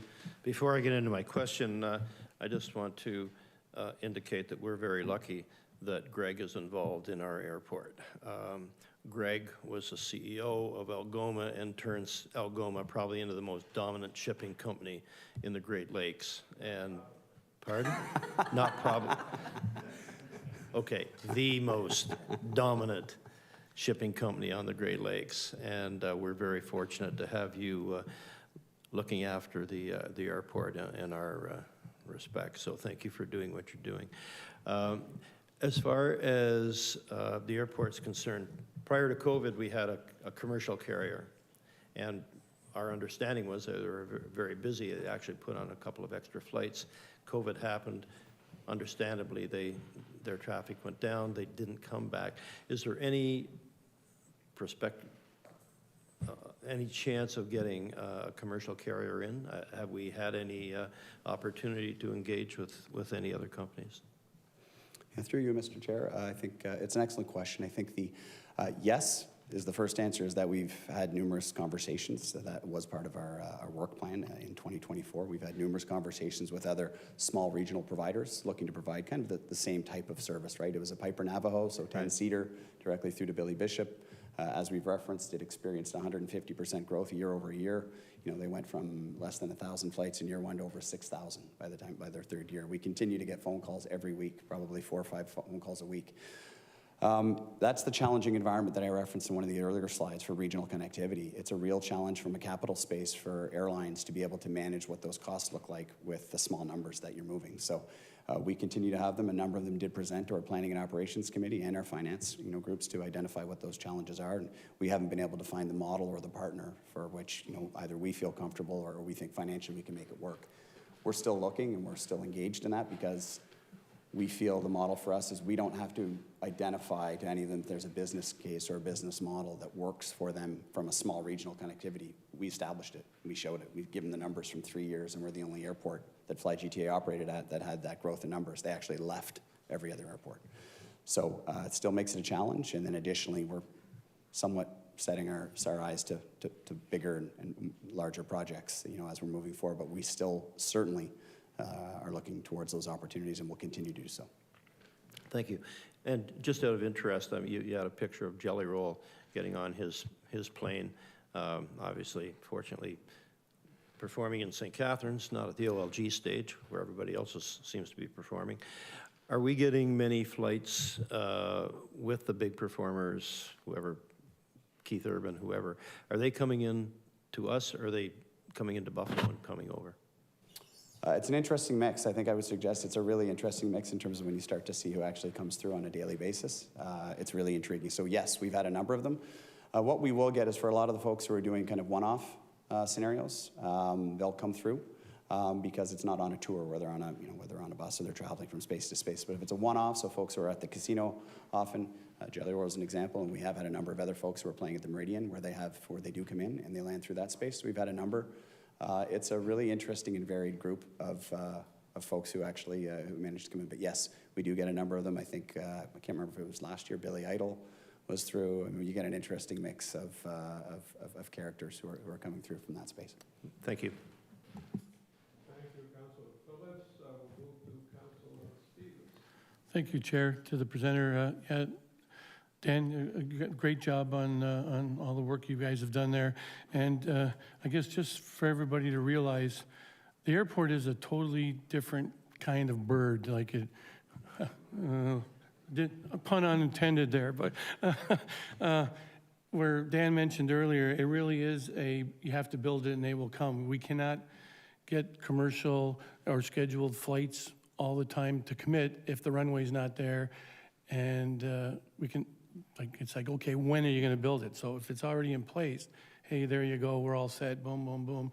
And they've been working on a strategic plan, and hopefully we'll see it in a few years. Like you said, we need big dollars from investment, provincial, federal, and the tourism, but it's a gem here that's being underutilized for ourselves to go away. I'm selfish for all of us to go and travel down south, but also to bring people into Niagara and the tourism dollar. It's untapped, and these guys are working on a great plan, and hopefully it'll happen. Isn't that correct? Question. Yes. Thank you, Councillor Stevens. Does anyone else have any questions? I had a couple of questions, if I may. First of all, you had a slide that showed, I forget what the terminology is, whether you call them trips, but if you look at 2018, 2019, we're nowhere near where we were then. Now, in a lot of businesses, visitations and customers and so on have come back to pre-pandemic levels, but you're nowhere near. To what do you attribute that? Mr. Chair, it's a really difficult scenario, I think. You'll lose me if I turn this way. So it's a challenging one, and it's what I referenced is that we're not alone. You know, outside of the largest airports, the ones that are part of the National Air Service strategy, we're not alone in that. I mean, it was 2 weeks ago I was at it's a conference for our peers, my peers throughout Ontario. It's called AMCO, the Airport Managers Committee of Ontario. We did a tour of London's airport, which is it's part of the National Airport strategy. It's a significant airport. Pre-COVID, they were at 680,000 passengers. They're at 330,000 passengers right now. So this is an item that's seen airlines are reticent to start new routes, and they're challenged with what those new routes are, and especially in regional connectivity. And it's an issue nationally that is being dealt with at that level in terms of ensuring they can try to get that connectivity back. So the immediate drop, Mr. Chair, is the fact that the loss of Fly GTA leads to a significant number of movements on an annual basis. So that's one, and two, as I referenced within this year, we've had challenges with an air tourism operator, and then additionally some of the flight schools. So they're getting back up to where those numbers are, and our jet traffic is increasing significantly. So the variability is challenging, but we're in this. I don't think it makes me feel any better to say we're in the same boat as a number of regional airports, but we are. So. Thank you. And does that decline affect your staffing, for example, or other costs? Not significantly, Mr. Chair, given the fact that we have to maintain operations within that scope. So we don't change our operational time frame that we're open from a safety perspective based on what those numbers are. So we don't have a scheduled service, so we're GA and charter, so general aviation and charter. So therefore, it's flight schools, other aircraft that are coming in. And sometimes we don't know who's coming in from time to time. So it doesn't really change our operational hours from that space. We're open with staff from 5 a.m. through to 7 p.m. each evening, and on weekends from 7. We've actually added in being open from 7 a.m. till 3 p.m. from a safety perspective, because we think that's the most important aspect from an operational side. So unfortunately, it doesn't have a direct correlation. Thank you. And next question, Councillor Phillips started to touch on this, but do you do any tracking of the visitors or trips that you get in terms of where they go? Like, do you have any sense for how many people come in and go to Niagara Falls versus St. Catharines and Niagara-on-the-Lake? And I ask that because I get concerned as to how much benefit we're getting when we're paying the most for this. Understandable, and I think it's actually a really great question, and it's one of the items that we've actually had discussions about in terms of being able to track where they go. It's difficult because not every single individual who comes in on an aircraft comes through the terminal. So they'll come through the terminal, they'll jump in a limo, and off they'll go. So they don't, we're not NAV Canada, so the flight paths aren't booked through us. So we don't necessarily know who's on each aircraft. We don't necessarily know where they're coming from or where they're going. So it's a challenge. And so if we were to engage in that kind of activity, we would have to do that in a purposeful means of bringing on board, whether it be students or something, to go out and try to make sure we get that information. As you can see the split in the movements in front of you, the 17,300 is what's called local movements. So the 17,300 is movements that are from aircraft that are based at the airport, and so they're starting and landing at the airport. So we have approximately 85 aircraft that are actually based at the airport. So I think folks are sometimes surprised by the number of aircraft that are actually housed and based there. So that 17.3 is local. So you know all of those are local, and where they live, where they're going, where their businesses are located are interesting questions. But it's the 14.2 for which we'd love to data mine that as well too. And we've talked about that, and that's probably part of our part of our structure of the things we need to do as part of justifying the business case within the next 2 years. Thank you. Last question before we receive the presentation. I want to call on Director Douglas. I think the report is somewhat confusing in that I understand that there is It doesn't look like there are significant changes and increases in terms of your readoption, but I understand there is a change that has not been included in this yet. Director Douglas? Yes, thank you through you, Mr. Chair, to you, Mr. Chair. Yes, with regards to the airport's amounts that are in the city's budget that will be, readoption budget that will be shown earlier this evening. Last year when the airport came forward, there was an increase in their capital request for a snowplow, and the decision was made as the budget had been prepared that we would use the infrastructure levy to fund that. And then also because of the situation with the city being in a multi-year budget, we put in some placeholders for the airport, and the placeholders were lower than what is being presented. Therefore, although the airport is presenting a zero increase budget between their operating and capital requests from the city, there is an increase that of approximately $144,000 in 2025 and $135,000 in 2026, to which the mayor will be including in his budget to support the airport's ask. Thank you, Director Douglas. I just wanted council to be aware of that. It's obviously something the mayor will have to consider as he finalizes his budget. So having said that, thank you, gentlemen, and can I ask for a motion to receive the presentation? Councilor Stevens, and do I need a seconder for that? Yes, seconder? Councilor Ratliff, and what? Okay, and we will look for a recorded vote on that. Councillor Stevens? Yes. Councillor Ratzlaff? Yes. Councillor Phillips? Yes. Councillor McPherson? Yes. Councillor Lindell? Yes. Councillor Dodge? Yes. And Chair Garcia. Yes. And that's carried.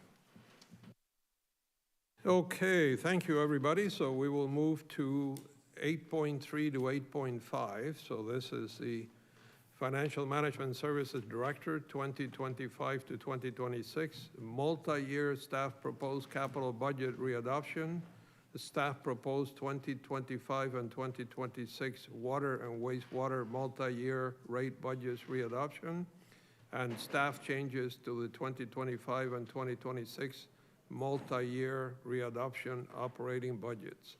So prior to discussion of the reports, I now call upon Christine Douglas, Director of Financial Management Services and City Treasurer, Richie Chung, Capital Planning Supervisor, Tim Marotta, Manager of Engineering and Construction, and Lucia Chen, Manager of Financial Planning, to provide a presentation regarding the 2025 to 2026 multi-year staff proposed capital budget readoption, staff proposed 2025 and 2026 water and wastewater multi-year rate budgets readoption, and staff changes to the 2025 and 2026 multi-year readoption operating budgets.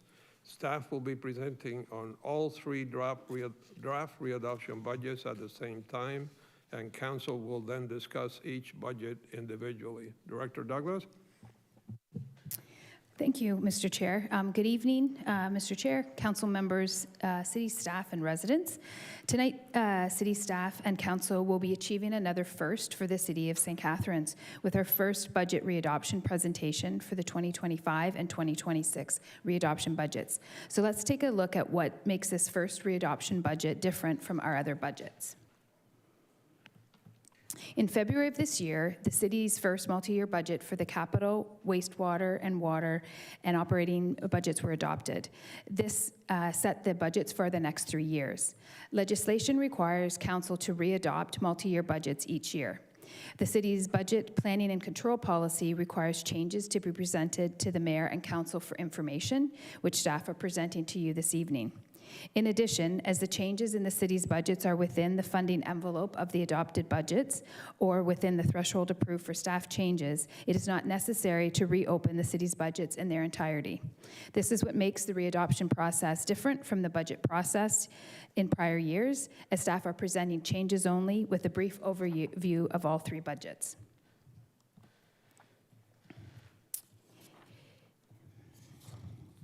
There are also legislative requirements that need to be considered related to the city's budget and our capital program. Provincial legislation is related to the city's asset management plans, which requires an annual update to council on these items. Staff will be presenting this update as part of the capital budget changes.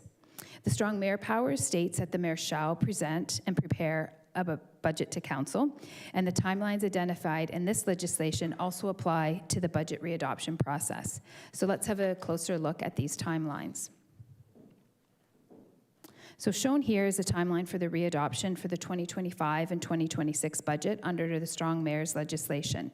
So tonight we are here, and the mayor will be tabling his 2025 and 2026 proposed readoption budget on October the 28th, and we'll be presenting the same budget at the council meeting of November the 6th. This information shared tonight in the staff budget reports will be used to support the mayor's budgets, and it is a decision of the mayor of what staff changes he incorporates into his budget. This year's readoption budgets are the first for the City of St. Catharines, as I mentioned. With the city's move to the multi-year budgets, it provides benefits and opportunity for staff to focus on changes and related mitigation strategies, service reviews, master plans such as active transportation, asset management, and culture plans, technological upgrades such as PeopleSoft and our ARMS project, as well as fiscal strategies with rate and fee review and budget control policy instead of building budgets. The city's budget planning and control policy identifies 5 criteria for changes to the adopted multi-year budgets. They are the first 5 shown here on this slide. In addition to the 5 categories, staff added 3 additional categories to provide more details to council to reflect budget changes. And these are the evolving operational and technological needs in alignment with strategic plan, staffing changes, and the agency boards and commission changes.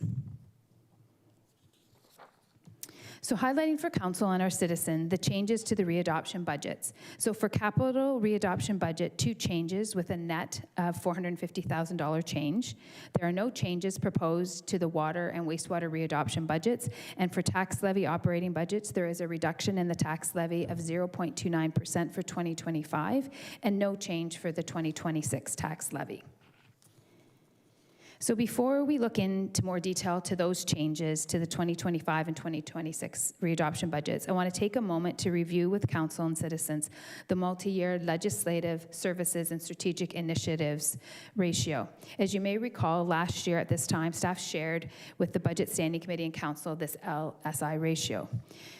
So restating that, 3/4 of the city's operating budget dollars are allocated to business lines and services that the city is legislated to provide under various legislations, such as the Municipal Act, our minimum maintenance standards, the Insurance Act, the Drainage Act, Occupational Health and Safety, and the Planning Act, to name a few. The remaining 1/4 is allocated to other services and strategic community initiatives, which are important services that improve the quality of life to those in our community and who call St. Catharines home. The remaining 25% is what gets impacted when there are legislative changes which increases the pressure on our limited funding for other projects. Taxpayer affordability has been a main priority for the Budget Standing Committee and Council. By looking at the municipal burden of our residents, which is defined as the annual property taxes and water and wastewater costs based on 200 cubic meters consumed annually, this metric represents a measure that could be used as one way to track taxpayer affordability and how that metric compares to the other municipalities within Niagara. This municipal burden comparison shown here is how the city compares with municipalities outside the Niagara region. Again, looking at this as one potential measure to track taxpayer affordability. I will now turn the presentation over to Richie Chung, Capital Planning Supervisor, to review the changes to the 2025 and 2026 capital readoption budgets. Thanks, Christine. So we'll be discussing 2 key adjustments within the proposed 2025 to 2026 multi-year capital budget readoption: the fire truck inflationary increase and the removal of the weather station project. These changes reflect our community's commitment to responsible resource allocation, ensuring we invest strategically in our city's future. So first, with regards to the fire truck, to maintain our standard of fire safety services, we're procuring a new 100-foot aerial fire truck in 2026. And recognizing the current inflationary environment, a $700,000 increase has been added to the 2026 budget for this acquisition.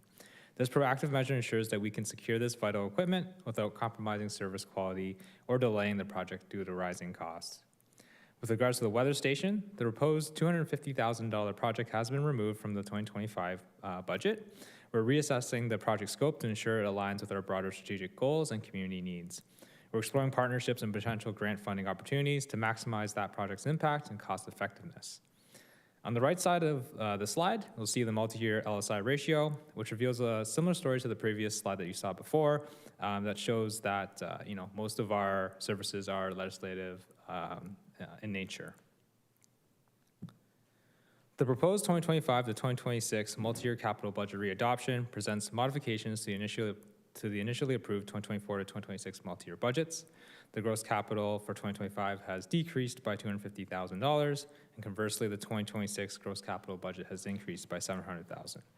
This proactive step ensures that the acquisition remains on schedule and within budget despite rising costs.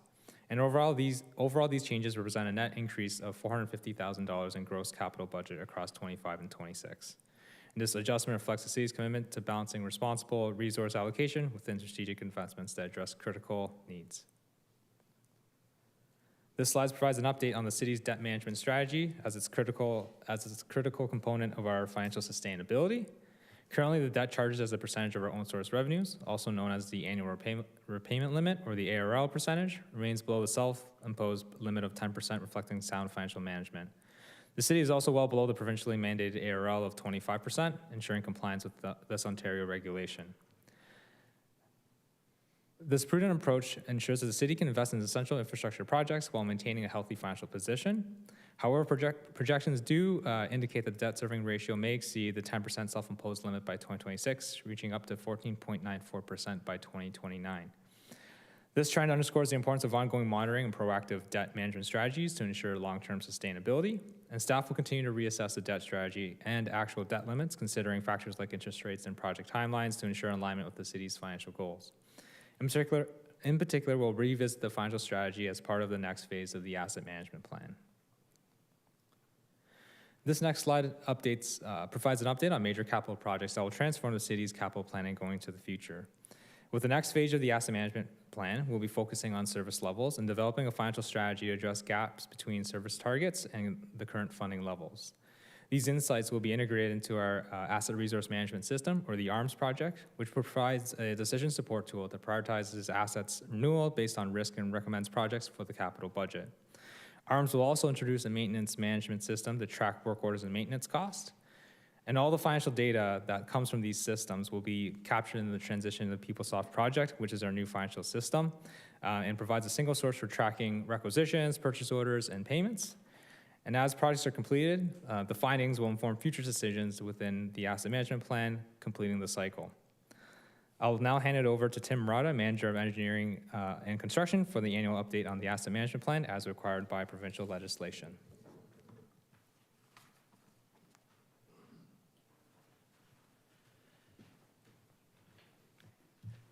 Thank you, Richie. So the next 3 slides, I'll go over the data from our asset management plans, which were approved in 2021 and 2023. Please note these numbers will be required to be updated as we progress in the city's asset management plan and through the asset management journey, as they are a snapshot in time.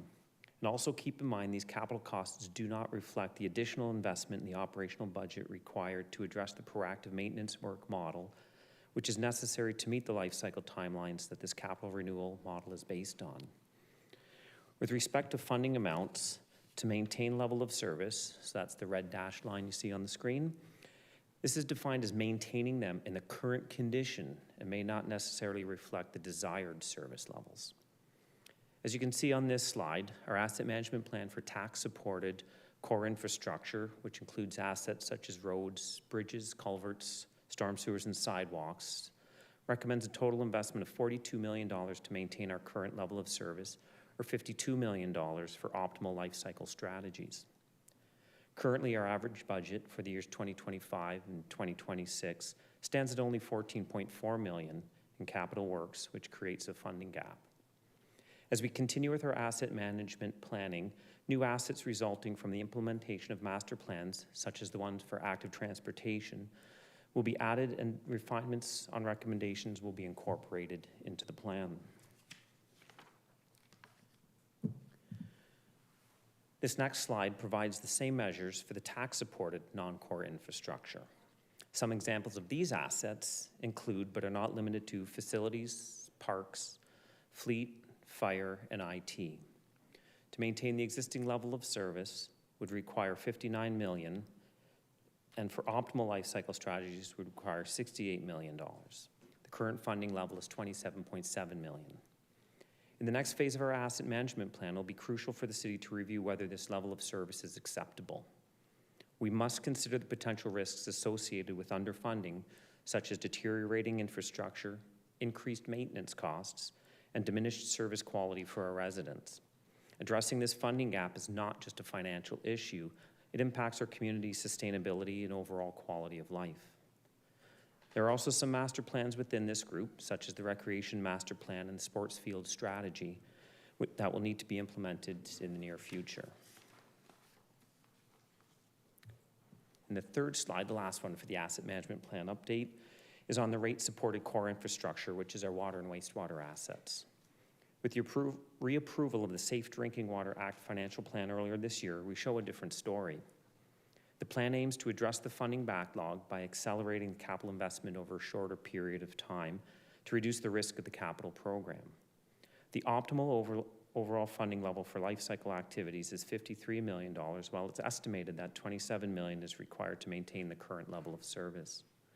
The 2025 to 2026 capital budget on average provides for $24.6 million in funding. This may change when we bring forward the discussion around the Safe Drinking Water Act in the first quarter of 2025. I'll now pass it over to Lucia Chen, who's our manager of financial planning. She's going to discuss the water wastewater readoption budget.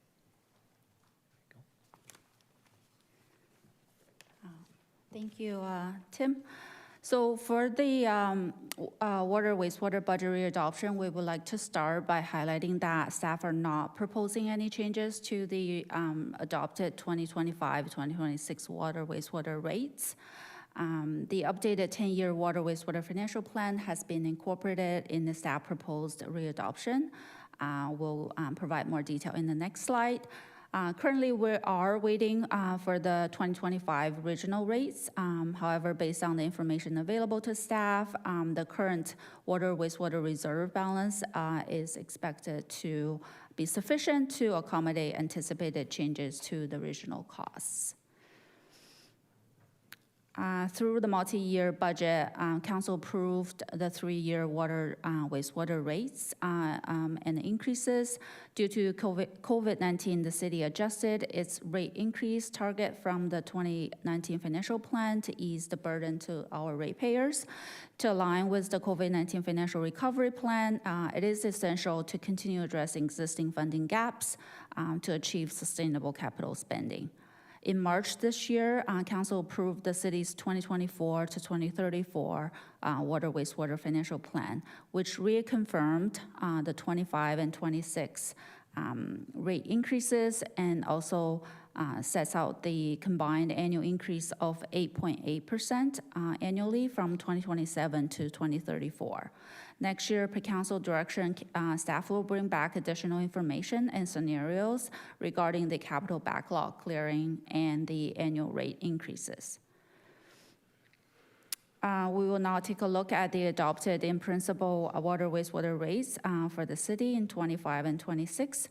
Both of these years have increased to both the volumetric rates as well as the fixed rates. It is our goal to for any changes to these budgets to remain within the adopted in principle budgets for the 2 years. Based on the rates set, the impact on the average ratepayer is shown on this slide. At the consumption level of 170 cubic meters each year, the average ratepayers will be paying $1,200 $1,039 for water and wastewater in 2025, and $1,360 in 2026. This slide is an update on how cities' water, wastewater bills compare across our region. All Niagara comparators are showing their 2024 approved rates, which are the available data staff was able to collect. As you can see from the orange line, St. Catharines' proposed 2025 water and wastewater rates are still below the regional average. So overall, St. Catharines residents can either pay 9 cents to drink 12 liters of water or go to the grocery store and pay $4.49 for the same amount of water, which is the price per a St. Catharines local grocery store as of today. With the proposed 2025 rates, for $1.71 less, residents can not only drink the same amount of water, but they can do a lot more in the house as well. So this shows that there is a great value to pay for using city water and maintaining the city's water wastewater system for many years to come. Now I will turn it back to Christine to discuss the tax levy operating budget readoption.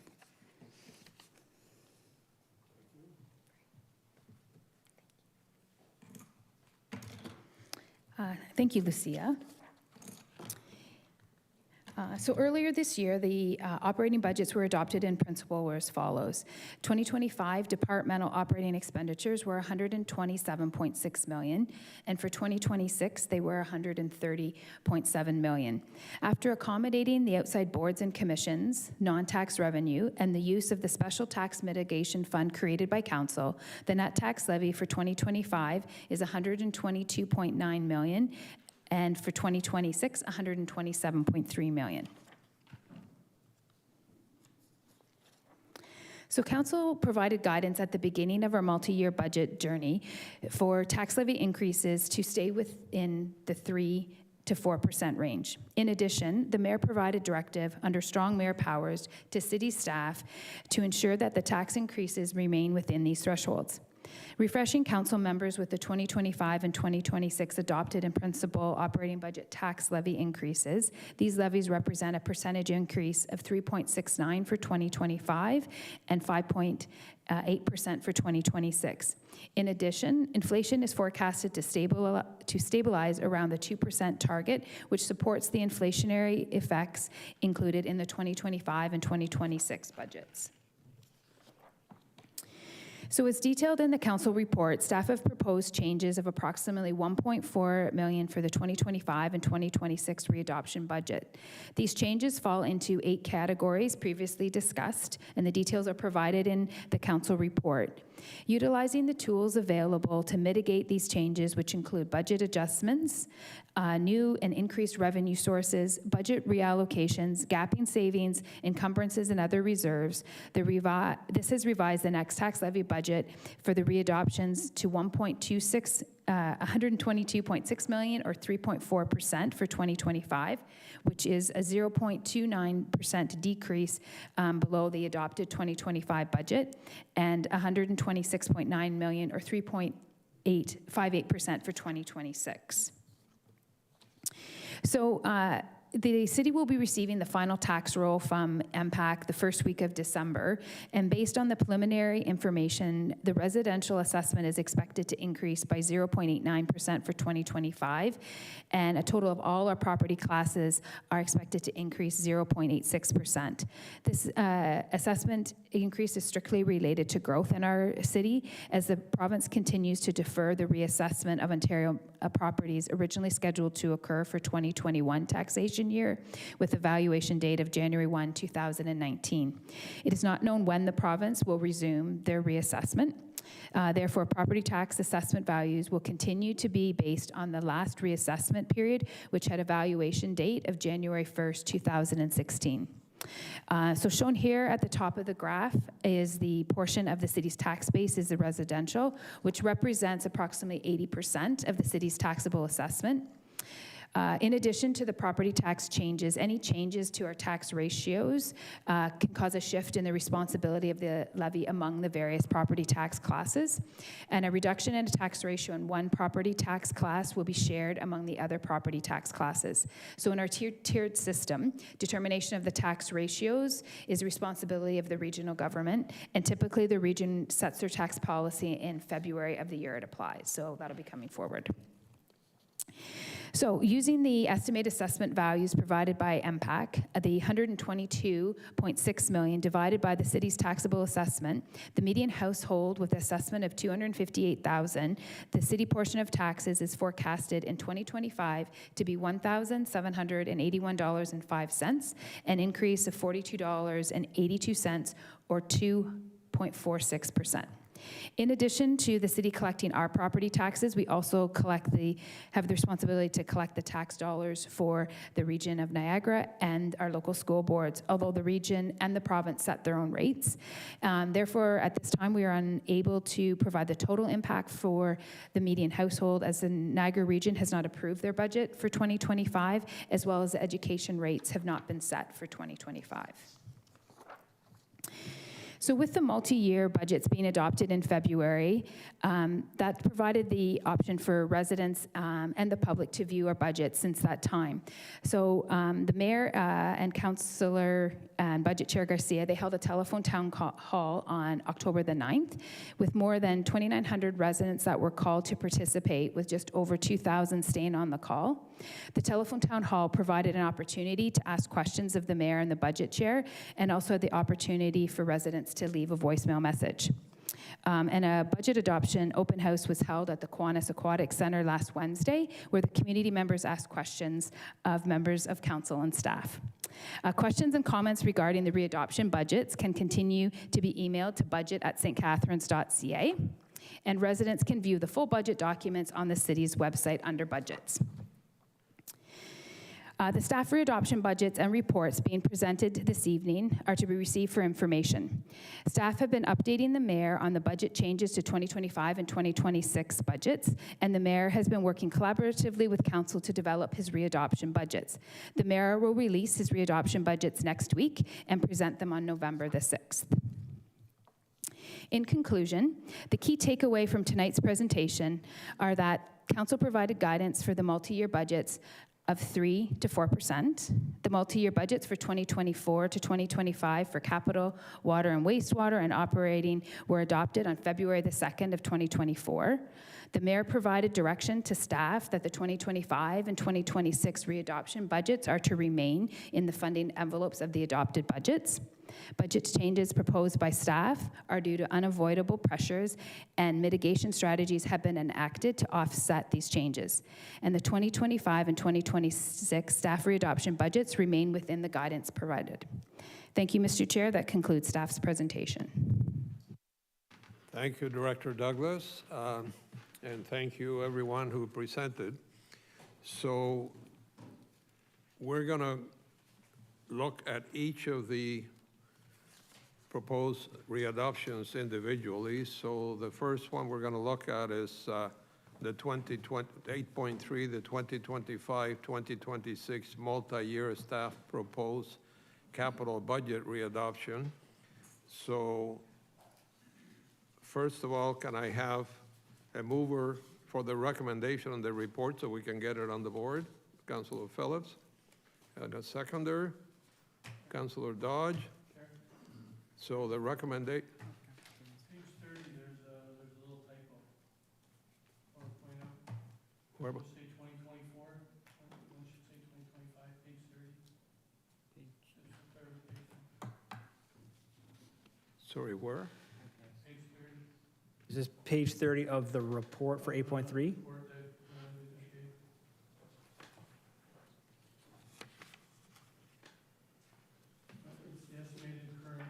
Assessment page, it says.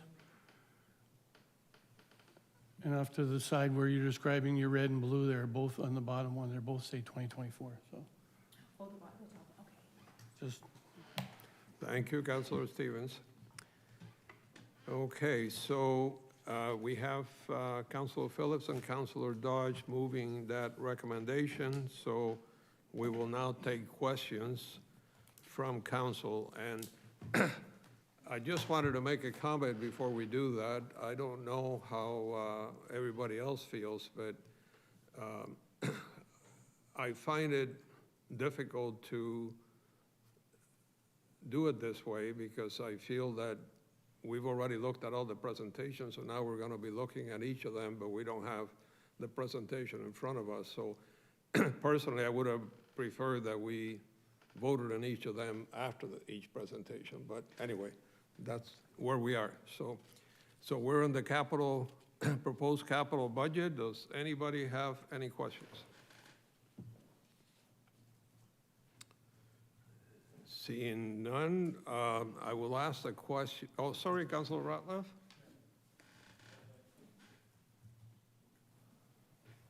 Thank you, through you, Chair. I just have can you just go over the asset management plan one more time? So when you talked about in the presentation, you talked about optimal levels, level to maintain, and then what we're currently spending. And then just in the background or in the report here talks about we're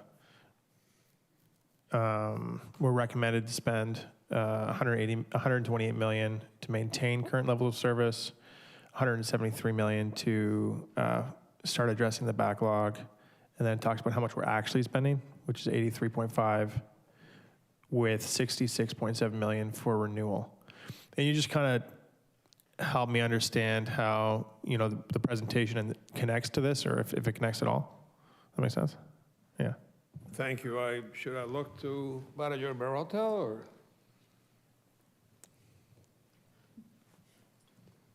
Please. So through you, Mr. Chair, the numbers that we use when we're developing our asset management plan are numbers we use to model, so we can look at what these different applications of the funding would do to increase that level of service or increase that quality of the assets. So when we look at these different amounts, so we're looking at something to maintain our level of service. We're trying to kind of keep everything how it is now. So kind of what you see now is what you will get based on that. We do look at other things. That's why we look at optimal life cycle strategies. So that it provides us with an opportunity to, say, use sliders, if you will, or different applications to kind of look at how we could go about applying funds to the different assets in order to sort of address those shortcomings within them. In terms of how that connects to the report, I'm not entirely sure. I did not write that part of the report, but I believe it tries to sort of amalgamate the larger picture across the different asset classes. What I was presenting kind of breaks down the asset classes into those three sort of different spaces where funding comes from, in the one case, whether it's on rates. And then we did break it up based on our two sort of current asset master plans, one looking at the core and then the other at the non-core.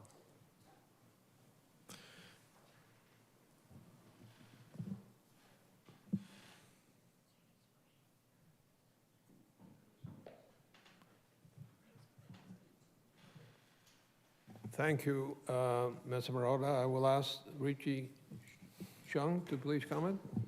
Yeah, through you, Chair. I could probably jump in and kind of assist with how it ties into the report. So every year we meet like finance and engineering and all the other project managers and the asset owners. We all kind of meet together and we try to reassess like kind of where the current state of the infrastructure is and all that. So within how it connects within the report kind of shows, as Tim was saying, what is the optimal levels of funding that would be required as recommended for our asset management plan. And then we kind of run through what we've proposed within the 25 and 26 capital budgets to see, of what we're proposing, how much of that is within the asset management plan. So it kind of, like Tim says, kind of gives a state of how we're doing and how kind of like those sliders, because obviously we're not at those levels as we've kind of shown in our slide deck. It gives a general idea in terms of where we're at with our asset management journey. All right, that's helpful. And then that presentation, I'm just looking here, like, is it in our Sugar Sync folder, or is it on, all I can see is a report on my, it's in Sugar Sync? Okay. I'll refer to that then, thanks. Thank you, Councilor Ratliff. So I will move to Councilor Phillips. Through you, Chair, to Chief Upper, in regards to the aerial ladder that we're proposing to purchase, could you give us an idea, how many aerial ladders do we have at the present time? How old are they, the condition they're in? Through you, Mr. Chairman and the councillor, we currently have 3 aerials. 2 of them are front-run trucks, and they're, one of them has reached its 20 years, its lifespan. The next one is in 2028 that it reaches its 20-year mark, and then one falls in shortly after at 29. The 2 front-run trucks obviously have taken a lot of maintenance and repairs, so to keep them on the road, it's been costly, hence why they've reached the end of their life cycle and the replacement's required. And then the 3rd one that we use as a spare, they come into service when the others are either down for maintenance or require repairs. So that truck's in a little bit better condition, so we're hoping that when we hit 2029 to look at replacement, that hopefully that truck is in good shape and we can extend its life. Okay. When you say 3 of them, is that, the 3 of them, does that include the Quint, or is that the Quint one of the other ones? Through you, Mr. Chair, the spare aerial is the Quint. Okay. Correct.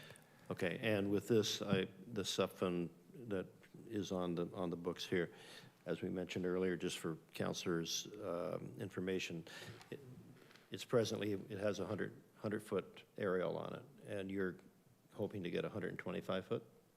Is that the whole? Through you, Mr. Chair, that's what we've ordered. The truck has already been ordered, so we've ordered a 125-foot ladder on it. It does 2 things. One is obviously it helps us reach a few upper floors, so it gets us 2 more floors to around the 10-floor mark. But what is really important to us is it's elevated master stream. It allows us a further reach. So I'll use Pioneer Farms, for example.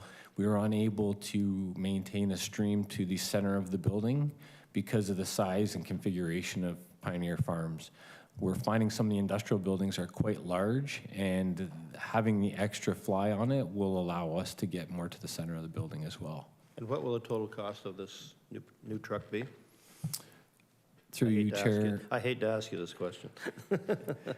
Well, we do, and I'd have to ask our capital specialist, but the truck comes in, I think, at 2.9, but we get some of the HST back. So I think we're about 2.5 million. Okay, thank you. Thank you, Councilor Phillips.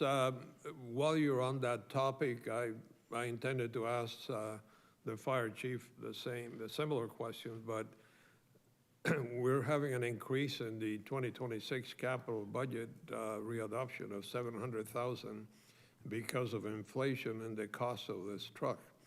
And I gather the suppliers have kind of a monopoly on this, but I just wanted to probe that. Are they all made in the U.S.? Like, have we looked at other sources? Is it possible to source them from Europe or Mexico or somewhere else? Or? Through you, Mr. Chair, to yourself. So we have an RFP process. There's 2 things that we looked at. We did inquire about what we call a stock truck. There was nothing available that would meet our needs.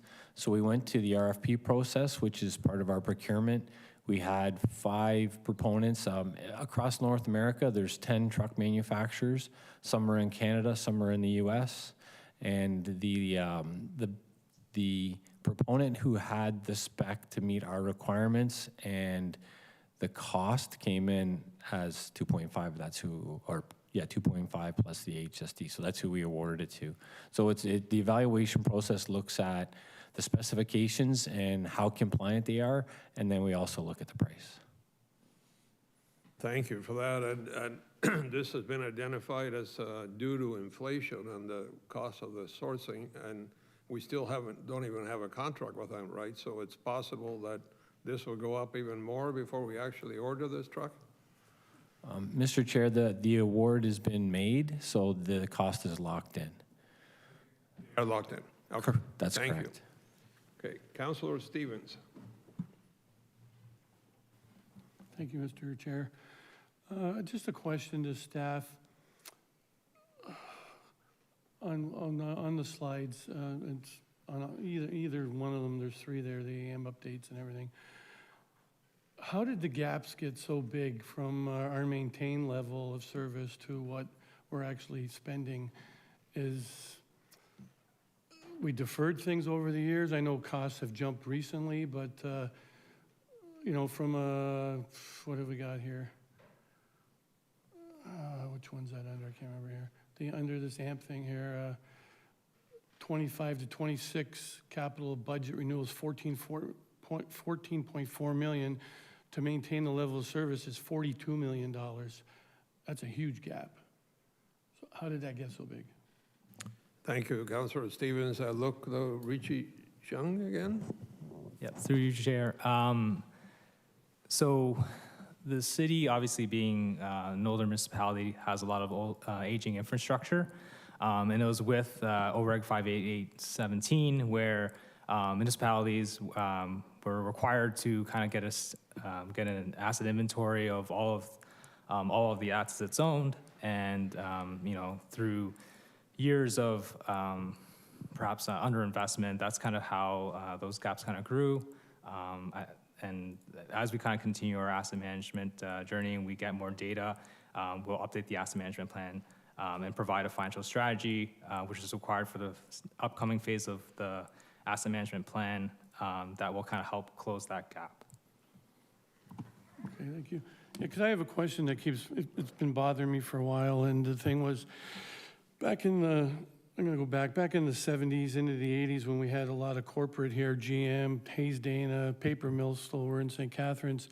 Yet the city, we never really built any new facilities, I would say. We didn't do any pools, we didn't do any arenas, we might have done a couple community centers. And I mean, hindsight is wonderful, so I don't know if there's even an answer to this question. Like, where did all that tax money go back then? Were we not paying enough property taxes in the day? We kept it artificially low.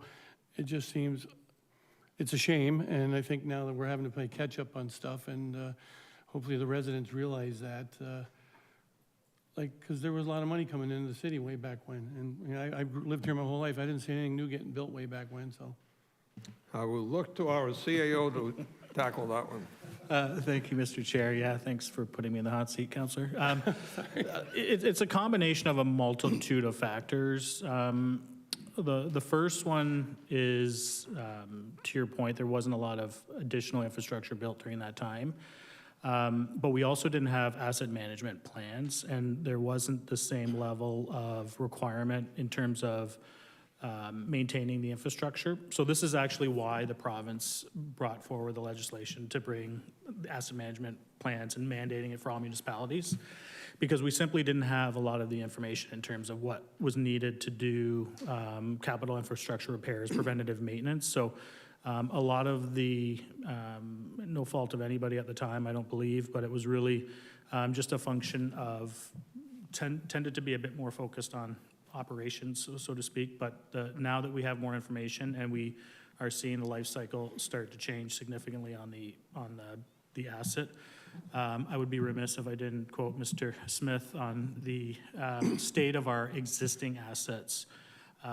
We are essentially investing just to keep things, you know, I'm not trying to put a scare tactic out, but we have to be able to maintain our systems to the legislative requirements, ensuring that people are safe, our drinking water is safe, our roads are safe through the minimal maintenance standards. Now that we have more information, and as we continue to get more study work on our assets, that gap's going to continue to grow, because the more information we have, the more understanding we know where we optimally need to get to. So there does need to be a change in how we, all municipalities sort of manage the infrastructure, but it's really a function now, trying to ensure we're maintaining the existing system, but also, you know, being able to invest in the new infrastructure that's required. This is why we're always looking for grant opportunities. This is why we're always trying to advocate to the federal and provincial governments that we need to change that sort of financial model. The property tax system currently doesn't really allow us to put the full investment that we ultimately need to. What the asset management plans do, though, is it gives us a sort of a guidepost to see where we need to work towards. And, all of the preventative maintenance that we do in municipal works in particular is really focused on making sure that everybody is safe and all their systems are safe for all residents. That's our number one priority. And then the capital program is really intended to build both on that, but at the same time, finding innovative ways of prolonging the life of the infrastructure. Thank you. Yeah, I think that just the previous council and this council as well, and staff and yourself, we're moving ahead and looking at this and doing a better job for future residents and councils as well with our strategic plans for transportation and everything else that wasn't there in the past. So I think that this council and staff and everyone, and even this council just before us as well, as this is a good step in the right direction. It's too bad it didn't happen a while ago, but they always say the best time to start something is like now, right? So I guess it's good. Thank you, Councilor Stevens. I think you said we're doing a good job, did you? Okay. Do I have any other questions on the capital budget readoption? If not, I will move to the clerk for a recorded vote.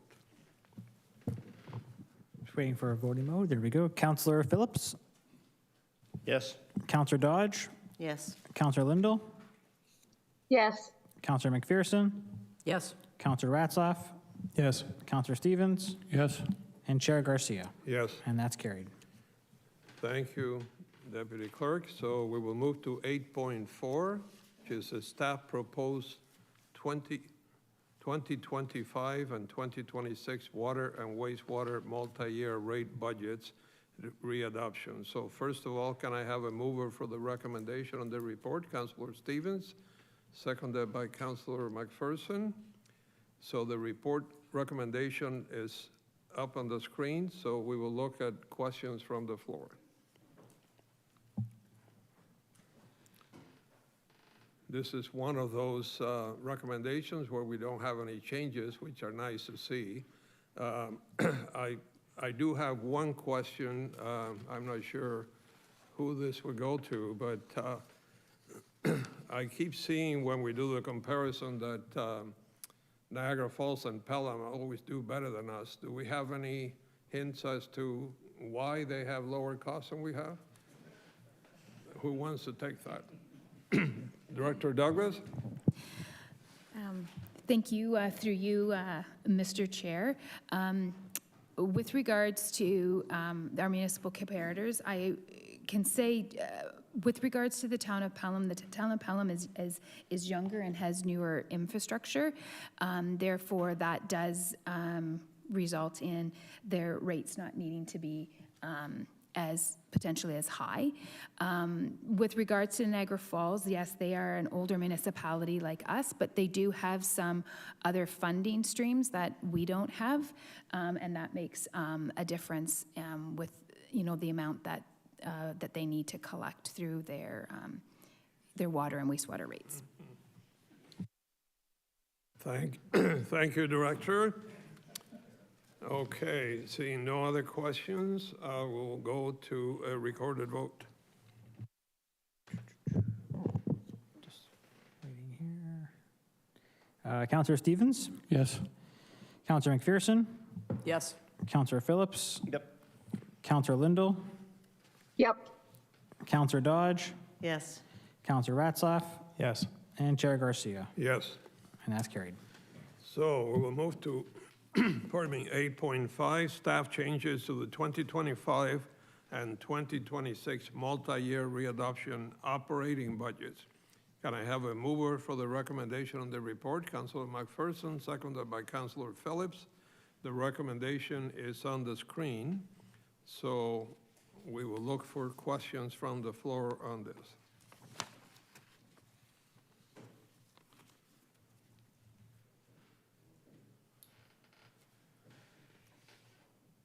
Councilor Ratliff.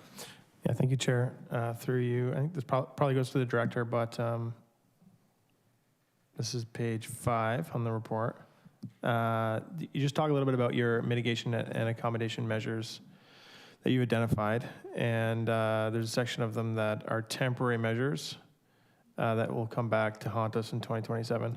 And so I'm just wondering what the strategy is to handle that in 2027, or if we've given any thought to that yet. Director Douglas? Through you, Mr. Chair, to the councillor. Yeah, with regards to these temporary measures and there potentially being impacts in 2027, currently the city is undergoing a couple of reviews, one being our core service review, which we're looking at, the services that the city provides and the various levels of those service, and as we also talked about in the capital, the levels of service for our capital program as well. So those are the work that's ongoing. So there may be some efficiencies or items identified that. We're also looking at the implementation of our ARMS project, and that project may also allow us to identify some efficiencies. There also is coming up in 2027 this contribution that the city is making towards the hospital, our commitment there. That falls off. Our last year of that commitment ends in 2027. So there's lots of work ongoing. So there is also so those are some of the options that we've been looking at and looking at to mitigate in 2027. Yeah, no, that's helpful. Thanks. Thank you, Councillor Ratliff. Any other questions? I had a question I wanted to ask the director. I believe in your last presentation, you had a slide that showed inflation being projected at around 2% now, and I think everybody heard that the Bank of Canada actually reduced their bank rate by 0.5 point today, which is hopefully a positive, but it shows how concerned they are that if anything, we're looking at potential deflation, which hopefully won't happen. But in your slide, you said that 2% supported the guidance that we had given for budgets, which are in the 3 to 4%. I was trying to understand what you mean by the 2% support 3 to 4%. Should we be looking at closer to 2% in the future? Thank you. To you, Mr. Chair. Yeah, with regards to the inflation comment that I made with regard in the presentation was with regards to our some of our estimates that we needed to include in the operating budget. So those costs that typically kind of move with inflation, they are moving at that rate. But as we saw in our capital budget with the fire truck, there's some items on the capital side of things that move beyond the rate of inflation. And also we are also, around like close to the 70% of our budget is related to wages and benefits, and wage settlements in recent years have been settling at rates that are higher than that 2%. So I would say that in my opinion, I would recommend that we need to continue to look at tax levy increases in that 3+ range in order for us to address a number of items, and especially with, as Councillor Stevens mentioned this evening, our infrastructure deficit as well. Thank you, Director, and I applaud the fact that you're hoping to come in lower than what we had estimated. Obviously, the lower the better after the large increase that we had. My personal hope would be to get it even lower, but we'll have to see what the mayor recommends. And having said that, if there are no more questions, I will look to the clerk for a recorded vote. Okay, just waiting for a voting mode here. Councillor McPherson? Yes. Councillor Phillips? Yes. Councillor Ratzoff? Yes. Councillor Stevens? Yes. Councillor Lindell? Yes. Councillor Dodge? Yes. Chair Garcia, Yes? and that's carried. Thank you. So we will move to, thank you all the staff on this. We will move to 9.1 motions, and we have Councillor Phillips has a motion, adjustment to budget readoption meeting schedule. And can I have a seconder for the motion? Councillor Stevens and Councillor Phillips, do you want to comment on this? It's pretty straightforward. Yes, just briefly, Mr. Chair. The Sports Hall of Fame induction ceremony is on the 20th of November, at which time the mayor would hopefully be presenting at it. I'm on the Sports Hall of Fame committee also. I have to be there. There's other councillors who want to be there also to move that meeting from a Wednesday night to a Thursday night. We have that Thursday night scheduled anyway, so staff and council should have set that night aside in case there would be amendment discussions that took so long that it'd have to be done the next night. I don't think that's going to happen. And I guess that's going to be up to council. But anyways, I'd appreciate the fact that we move it one night so that all of council and staff can enjoy the Sports Hall of Fame induction ceremonies at the Meridian Center. Thank you for that, Councillor Phillips, and I agree that's a great ceremony. I try to attend every year, and I encourage everybody in council to attend if possible. Sorry, my allergies are just really bothering me here. Anyway, does anybody else have any comments on the motion? If not, can I have the clerk do a recorded vote? Councillor Phillips, Yes. Councillor Stevens, Yes. Councillor Ratzoff, Yes. Councillor McPherson, Yes. Councillor Lindell, Yes. Councillor Dodge, Yes. and Chair Garcia, Yes. and that's carried. Okay. Call for notices of motion. Are there any notice of motions for the next council budget meeting?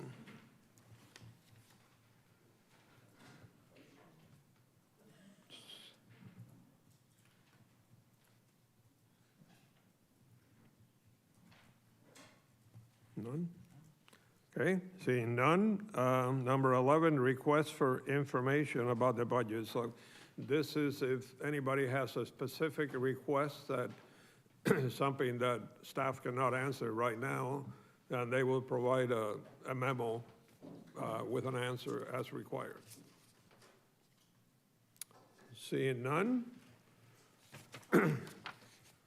There was no closed session, so we will move to bylaws. Number 14, that the bylaw listed on the council budget agenda be read a first time, considered and passed. A bylaw to confirm the proceedings of council at its council budget meeting held on the 23rd day of October 2024. One reading with respect to confirming the proceedings of the meeting held on October 23rd, 2024. That it be signed and executed by the chair and the deputy clerk. Can I have someone make the motion? Councillor Dodge. And can I have a seconder? Councillor Stevens. All in favor? Opposed? That's carried. So, number 15, I don't have Councillor Kushner here, but Councillor McPherson will make a motion that there be no further items of business. This motion be adjourned. Can I have a seconder? Councillor Ratliff. All in favor? Thank you.